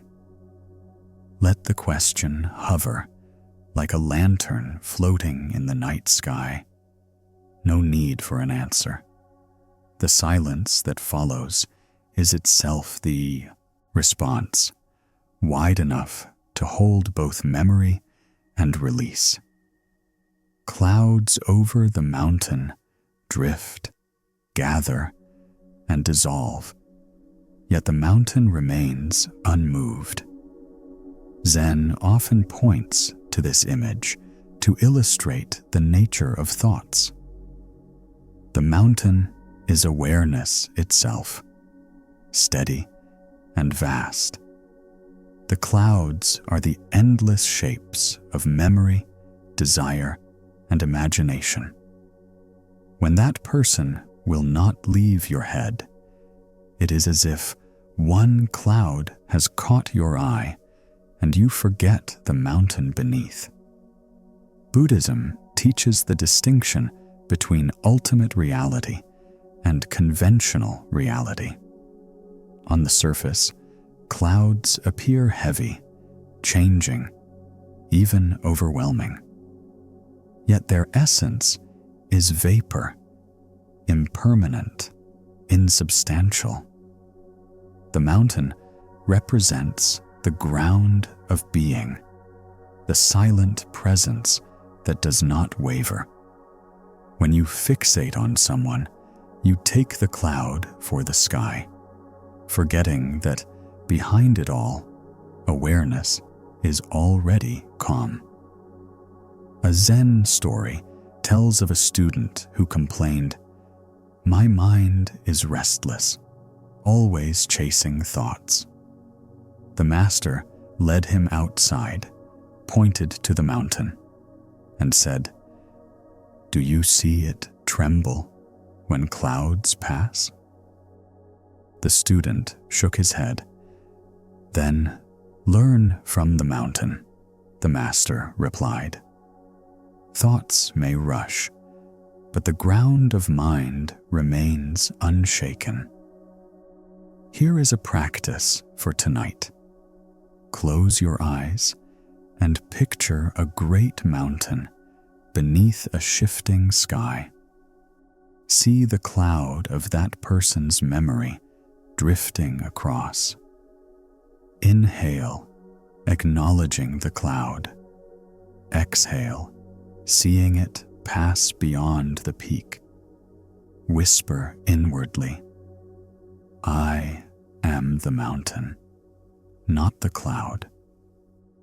With each breath, the identification shifts from restless thought to steady awareness. The quirky Zen element here is that monks sometimes meditate facing mountains directly, a practice called Sangaku Zazen. They sit hour after hour, letting the mountain's stillness seep into their bones. In time, they feel themselves become the mountain, vast and immovable. You can borrow this tradition in imagination, letting the mountain teach you through silence. Yet a reflective question arises. If clouds are so insubstantial, why do they seem so heavy in the mind? Zen suggests it is not the cloud itself, but our gaze clinging to it. You may notice that when you fixate on one cloud, you miss the open sky. But when your vision expands, even storm clouds become part of a vast and beautiful scene. Imagine yourself sitting on a hillside at dusk. The mountain looms steady behind you, the sky wide above. A single cloud drifts, shaped perhaps like the face you cannot forget. You watch as it glows in moonlight, then dissolves into mist. The mountain never moved, neither did your true self. Modern life often tricks us into chasing clouds. Notifications, headlines, messages, all pull attention upward, making us forget the ground beneath our feet. Yet the teaching of the mountain is always available. Stillness underlies movement. You do not need to banish the cloud of memory. You only need to remember the mountain. So tonight, when that person's image floats once more into your mind, bow inwardly. Whisper, "You are a cloud." Then breathe and feel the mountain of awareness steady beneath you. The cloud will drift on. The mountain will remain. The temple of compassion does not stand only in distant mountains. It is also within your chest, a quiet hall where kindness lights every corner. When someone refuses to leave your thoughts, the heart often oscillates between longing and resentment. Compassion offers another path, neither clinging nor rejecting, but holding both yourself and the other in gentle regard. Buddhism teaches karuna, compassion, as the antidote to suffering. It is not pity nor indulgence, but the wish that all beings, including oneself, be free from pain. When you think of that person again and again, the suffering lies not only in their memory, but in your resistance to it. Compassion softens this resistance, turning fixation into care. A Zen parable tells of a monk who, upon being insulted, bowed deeply and said, "Thank you for helping me practice patience." His compassion extended even toward the one who wounded him. In this spirit, you might greet the recurring thought not as enemy, but as teacher. Each return is another chance to practice compassion for them, for yourself, for the ache itself. Here is a practice tonight. Place your hand lightly on your heart. Inhale and silently say, "May I be free from suffering." Exhale and whisper, "May you be free from suffering." Repeat, alternating inward and outward wishes. Notice how the boundary between you and the person softens. Instead of being trapped in their memory, you expand into a field of compassion. The quirky Zen element here is the practice of Metta Sutta chanting. Though originally Theravada, it found its way into Zen halls monks chant blessings for all beings. May all be happy. May all be safe. The chant continues until even those most resented are included. You can echo this by silently extending compassion to the one who haunts your mind, letting their presence be absorbed into universal kindness. A reflective question arises. What happens if you meet the memory with tenderness rather than struggle? Does it lose its sharpness? Zen suggests that when you stop making the thought into enemy, it naturally loosens its grip. You are no longer at war with yourself. Picture entering a quiet temple at night. Lanterns glow softly. Incense curls through the air. At the altar, you place the image of that person, not as idol, not as burden, but as guest. You bow, light a candle, and let them rest there. The hall fills with warmth. The memory, once heavy, now becomes part of your practice of compassion. Modern life often narrows compassion to those we approve of, but Zen widens the circle endlessly until even the ones who trouble us are embraced. To include them is not to invite harm, but to free yourself from exclusion. The heart grows lighter when nothing is cast out. So tonight, as their face arises once more, bring them into your temple of compassion. Whisper gently, "May you be at peace." Then turn the same words inward. "May I be at peace."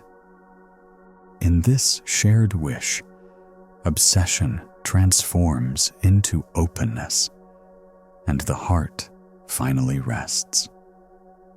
The candle burning low is a quiet teacher. In Zen temples, candles flicker in front of altars, their flames dancing gently in the draft of the hall. At first, the flame is strong, filling the room with light. But as the night deepens, the wax melts, the wick shortens, and the glow softens until, at last, it extinguishes itself without effort.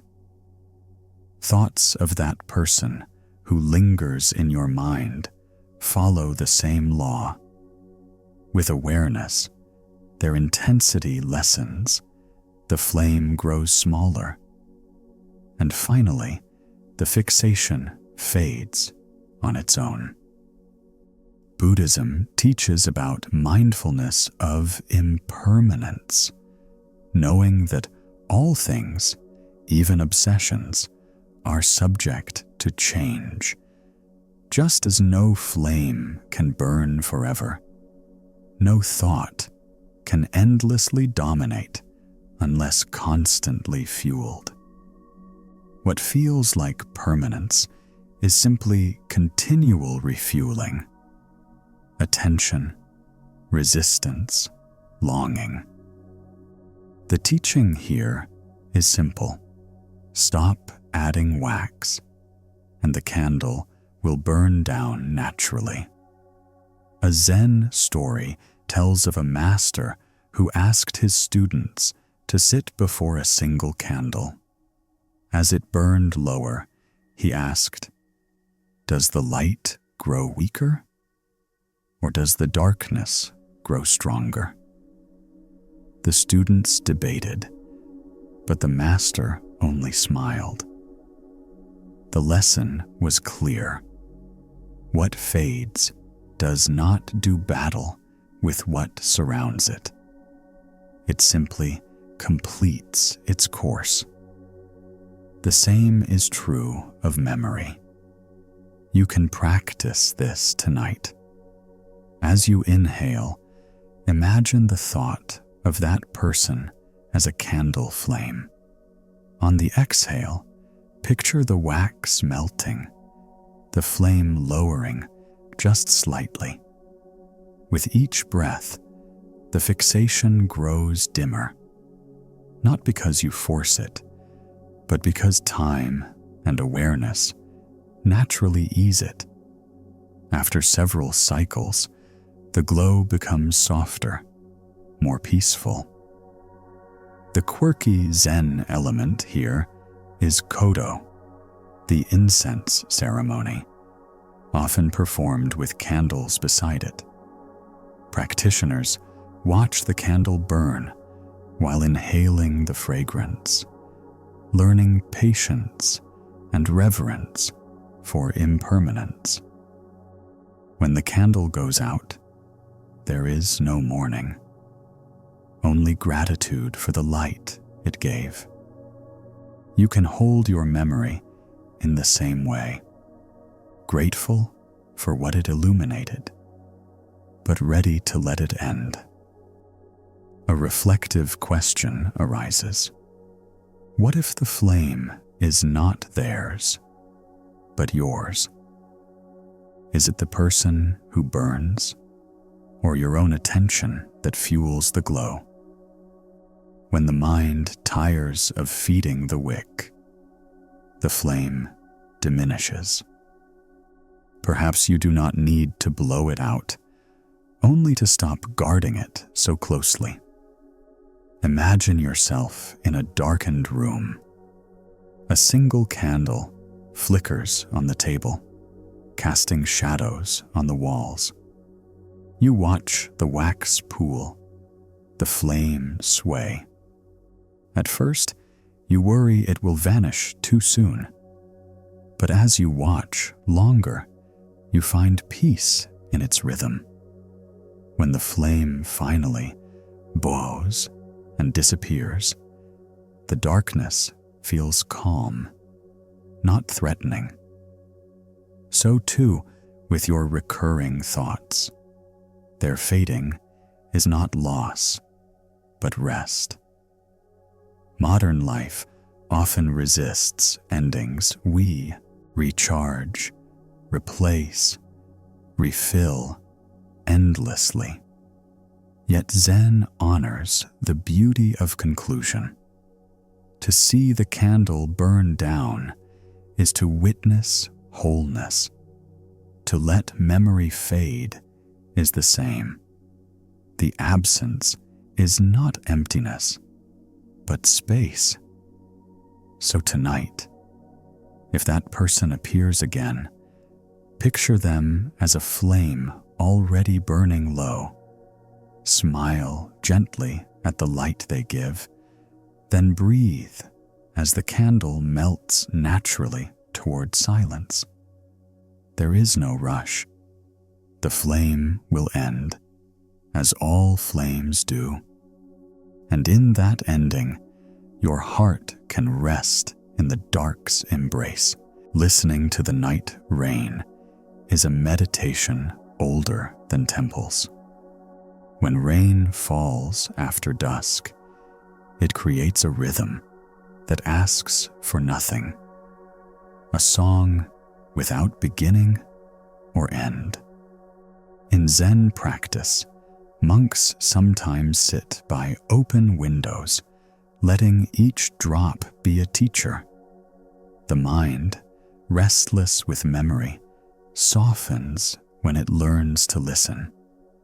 Thoughts of the one who lingers can dissolve in the same way, folded into the music of now. Buddhism teaches shraddha, often translated as trust or confidence. To listen deeply is to trust the present moment, even when the mind wants to replay the past. The rain reminds us what is happening right now is enough. No image, no obsession, No remembered face can compete with the fullness of direct sound. A Zen story tells of a master who asked a student what the Buddha taught. The student replied with sutra verses. The master shook his head. At that moment, rain began to fall on the roof. The master said, "That." The teaching was not in words, but in the sound filling the air. In the same way, release from fixation does not always come through thought, but through listening. Here is a practice for tonight. As you lie in bed, close your eyes and tune into the faintest sounds around you. The hum of a fan, a creak of wood, the pulse of your own breath. Hear them as if they are raindrops falling on bamboo. Each sound is a reminder that you are here, alive, listening. When the thought of that person returns, let it join the rain song. Do not push it out. Simply hear it as another note, no more permanent than a drop. The quirky Zen element here is suizen, blowing meditation with the shakuhachi flute. Monks once used bamboo flutes not to perform music, but to breathe sound into silence. Each note faded like rain, teaching impermanence and deep listening. Your memory, too, can be heard as a fading note rather than a fixed object. A reflective question arises. What if the thought is not an enemy, but part of the rain? Instead of resenting its return, could you hear it as belonging to the larger symphony of the night? Zen whispers that harmony does not require silence, only listening. Picture yourself in a small wooden hut. Rain falls steadily on the roof. A lantern glows faintly beside you. The person in your mind appears, but their voice blends with the rhythm outside. Soon, you cannot tell if it is memory or rain you are hearing. Either way, it is gentle, passing, soft. Modern life often numbs the ear with constant noise. Music always playing, messages always pinging. But true listening is rare. To pause and let sound enter without demand is to taste Zen directly. The mind grows quiet not because it is forced, but because it is absorbed. So tonight, if the face returns in thought, pause. Listen, not to them, not to the story, but to the rain of this moment. The fan, the air, the quiet between breaths. In that deep listening, memory becomes music, and music becomes silence. The island within is a place of refuge. The Buddha once told his disciples, "Be islands unto yourselves, be lamps unto yourselves, with no other refuge." This teaching speaks directly to the heart caught in obsession. When someone will not leave your mind, it is as though you have lost your ground, tossed about on waves of longing or regret. To build the island within is to discover that no matter how strong the waves, there is a shore inside you where peace abides. Buddhism names this inner stability Dipa, meaning lamp or island. It is the recognition that awareness itself is safe, even when the mind feels stormy. The person who lingers in your thoughts is like a boat adrift on the water, sometimes near, sometimes far, sometimes colliding. But the island does not chase the boat. It simply remains. A Zen story tells of a fisherman caught in a storm. His teacher instructed, "Do not cling to the boat. Swim toward the island."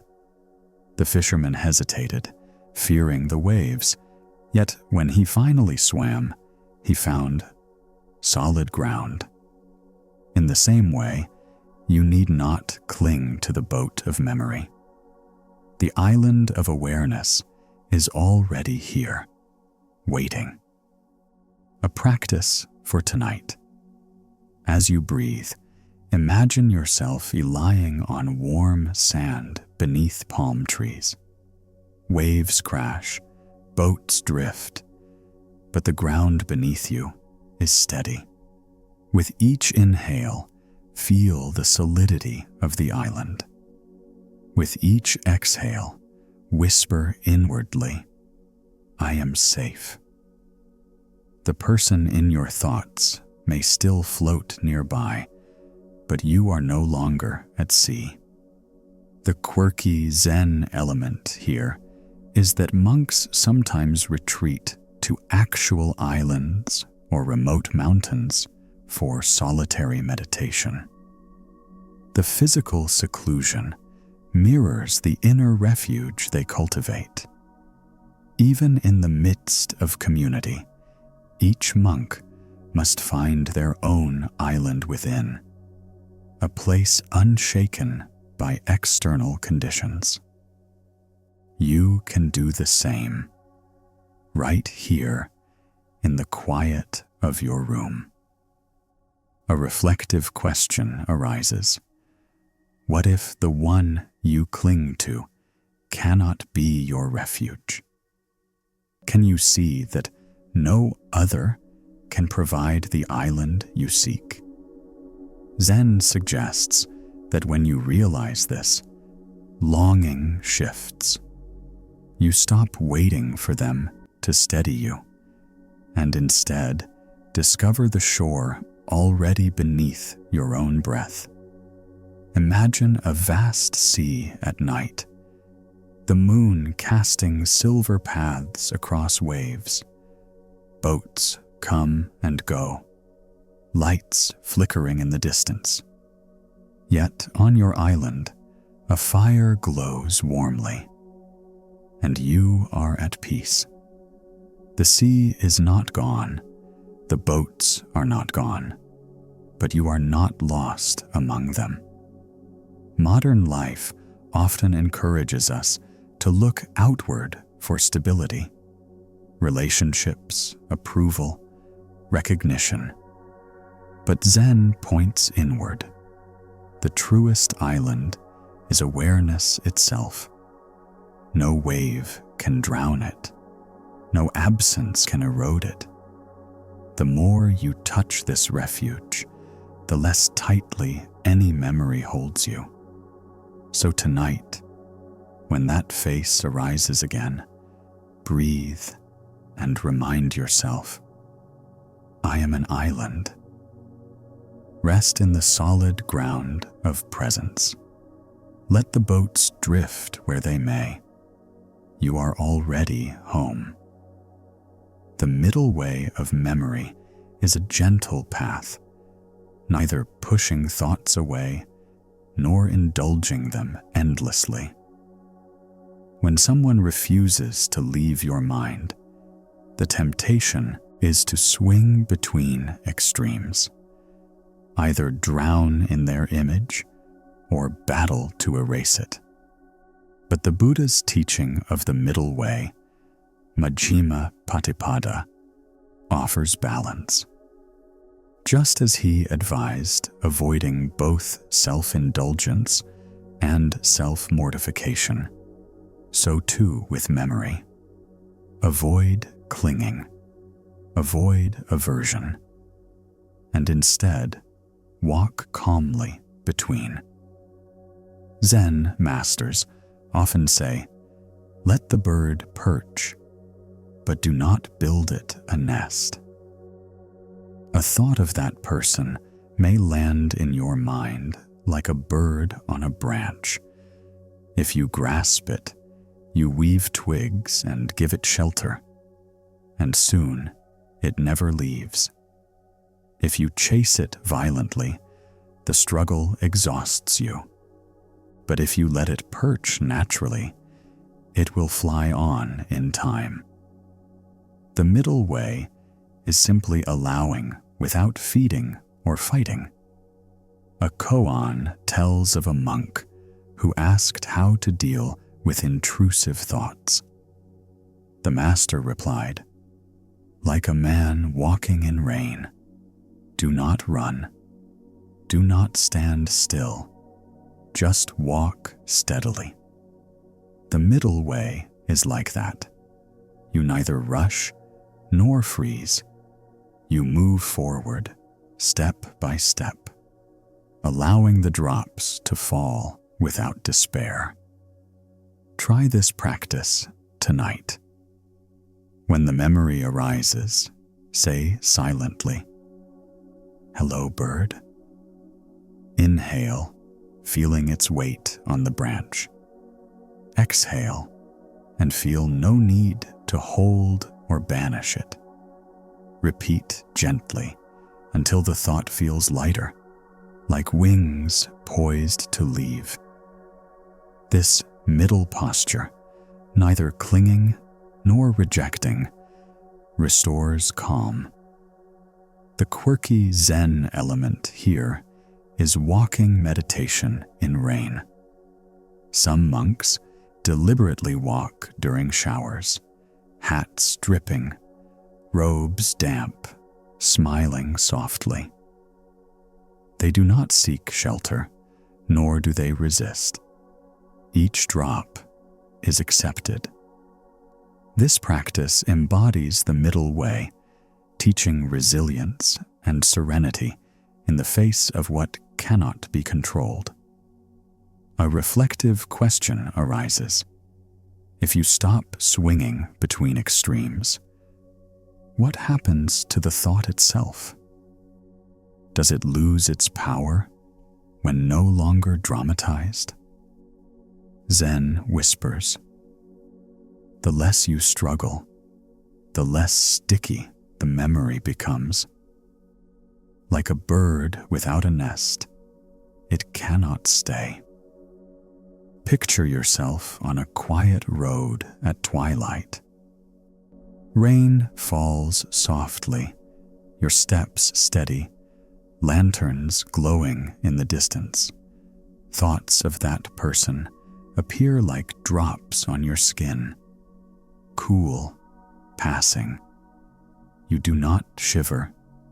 You do not resist. You simply walk, feeling each step as its own refuge. The rain continues, but it no longer weighs you down. Modern life often glorifies extremes, complete distraction, or total obsession. But balance is gentler, more sustainable. The middle way teaches that peace does not come from erasing memory, nor from drowning in it, but from walking evenly, step by step, through its presence. So tonight, if their image appears again, smile softly and whisper, "Hello, bird." Let it perch. Let it go. Continue walking the middle way of memory until calm becomes your companion. Be a lamp unto yourself, the Buddha's final teaching before his passing. These words echo through centuries, urging each seeker to rely not on external guides, not even on the Buddha himself, but on their own direct awareness. When someone will not leave your head, the mind often waits for rescue, perhaps closure from them, perhaps reassurance from another, perhaps distraction from the world. Yet Zen returns again and again to this reminder: the light is already within you. Buddhism teaches pramana, valid knowing, as arising from direct experience. The memory of that person may cloud your judgment, making you believe they hold your peace. But the lamp of awareness shows otherwise. With attention turned inward, you see that the one haunting your thoughts is not in control of you. Your own grasping is. And grasping can be released only by your own hand. A Zen story tells of a master who lit a lantern for his student at night. As the student walked away, the master blew it out suddenly. The student froze in darkness. "Why?" he asked. The master replied, "Now find your own light." The teaching was simple. Do not depend on borrowed lamps. Find the flame already burning in your heart. A practice for tonight. As you lie in stillness, picture a small lantern glowing at the center of your chest. Inhale and see the flame brighten. Exhale and feel its light fill your body. Whisper inwardly, "I am my own lamp." Each cycle of breath strengthens the inner glow until the person in your thoughts no longer overshadows you. Their image may flicker, but your light shines steadily. The quirky Zen element here is the ritual of carrying lanterns during night meditation walks. Each monk holds a lamp, yet together they create a river of light moving through the dark. Each flame is individual, yet part of the whole. You, too, are part of that lineage. Your lamp matters. It is enough to guide you through the fog of memory. A reflective question arises. If you truly trusted your own light, how much power would that lingering person still hold? Would their image seem as overwhelming, or would it fade beside your steady glow? Zen suggests that reliance on your lamp reveals the truth. You are not helpless, not haunted, not dependent. Picture yourself in a misty valley at night. Fog curls low, obscuring the path. In your hand, a lamp glows warmly, illuminating just enough for the next step. The one who fills your mind appears as a shadow in the fog. Yet your lamp shines on, and you continue walking. You do not need to chase the shadow or banish it. Your light is sufficient. Modern life often tempts us to outsource our peace through advice columns, affirmations, endless searching for answers outside. But Zen insists, the lamp is within. The more you trust it, the more the shadows around you dissolve.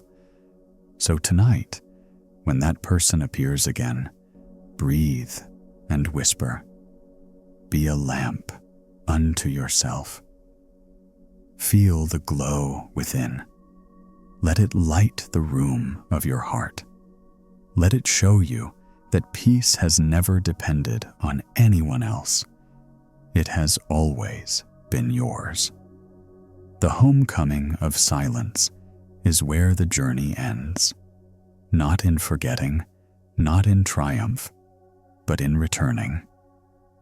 Zen has always pointed to silence as the deepest teacher. Words may guide, stories may illustrate, practices may soothe, but silence is the true resting place. When someone has lingered in your mind for so long, silence offers the final release. Not a dismissal of them, but a recognition that beneath all memory, all craving, all aversion, there is stillness. Buddhism speaks of nirvana as the extinguishing of the fires of greed, hatred, and delusion. In the quiet of night, as you lie with your breath steady, you may taste a small echo of this. The fire of longing cools, the flame of resentment dims, and silence fills the space once occupied by noise. The person who haunted you becomes like a stone at the bottom of a calm lake, still there, but no longer disturbing the surface. A Zen story tells of a master who, when asked to describe enlightenment, simply closed his eyes and listened to the silence of the hall. His students understood. No explanation was needed. Silence speaks for itself. Here is a practice for tonight. As you inhale, listen to the faintest sounds around you. As you exhale, listen even deeper into the space between sounds. Rest in that silence as if it were a yabbed bed holding you. Whisper inwardly, "I am home." With repetition, the silence grows tangible, wrapping you like a blanket. The quirky Zen element here is the mokugyo, the wooden fish drum. Monks strike it rhythmically during chants, not for noise, but for what follows, the silence after the beat. That silence is the heart of the practice. In the same way, your thoughts of that person may be like strikes of the drum, but silence always follows, waiting for you to come home. A reflective question arises. If silence is always present, what keeps you from resting in it? Could it be that the memory of the person is simply louder than the quiet? Zen reminds you, the quiet is still here, beneath everything. All you need is to return. Imagine now the end of a long journey. Lanterns have been extinguished. Rain has ceased. The garden rests. The person you carried so long fades into the mist, not pushed away, but released into vastness. Around you, silence expands like the night sky, stars glimmering in its depths. You realize you have been home all along. So tonight, when their face appears one last time, do not resist. Smile gently and let it dissolve into silence Breathe, rest, return. The homecoming is not far. It is here, in this breath, in this quiet, in you. And now, as your breath slows and the night deepens, let yourself drift into a softer rhythm. The teachings have carried you far, through lanterns of memory, seeds of longing, gardens of stillness, and mountains of awareness. Each story has been a step, each practice a gentle bow. But here, at the edge of sleep, you need no more teachings, only rest. Feel the weight of your body sink into the bed. Shoulders unclench, jaw softens, hands relax by your side. The day's residue fades like mist in morning sun. Thoughts still pass, but they move as lightly as clouds across a vast sky. You need not chase them. You need not hold them. The silence beneath them welcomes you, steady and kind. Imagine yourself walking once more along a moonlit path. Ahead, a quiet lake reflects the stars. You kneel at its edge, watching ripples fade until the surface is smooth, clear as glass. In the still water, you see no lingering face, no restless memory, only the reflection of the sky, wide and eternal. You breathe, and the lake breathes with you. The way out is in. The silence you sought has been here from the beginning, waiting patiently. It is the island within, the lamp that never goes out, the temple of compassion that holds all things gently. It is your homecoming. So rest now, dear one. Let the night hold you. Let the silence cradle you. Nothing more is needed. Peace is here. Always has been. Let go into its arms and sleep deeply.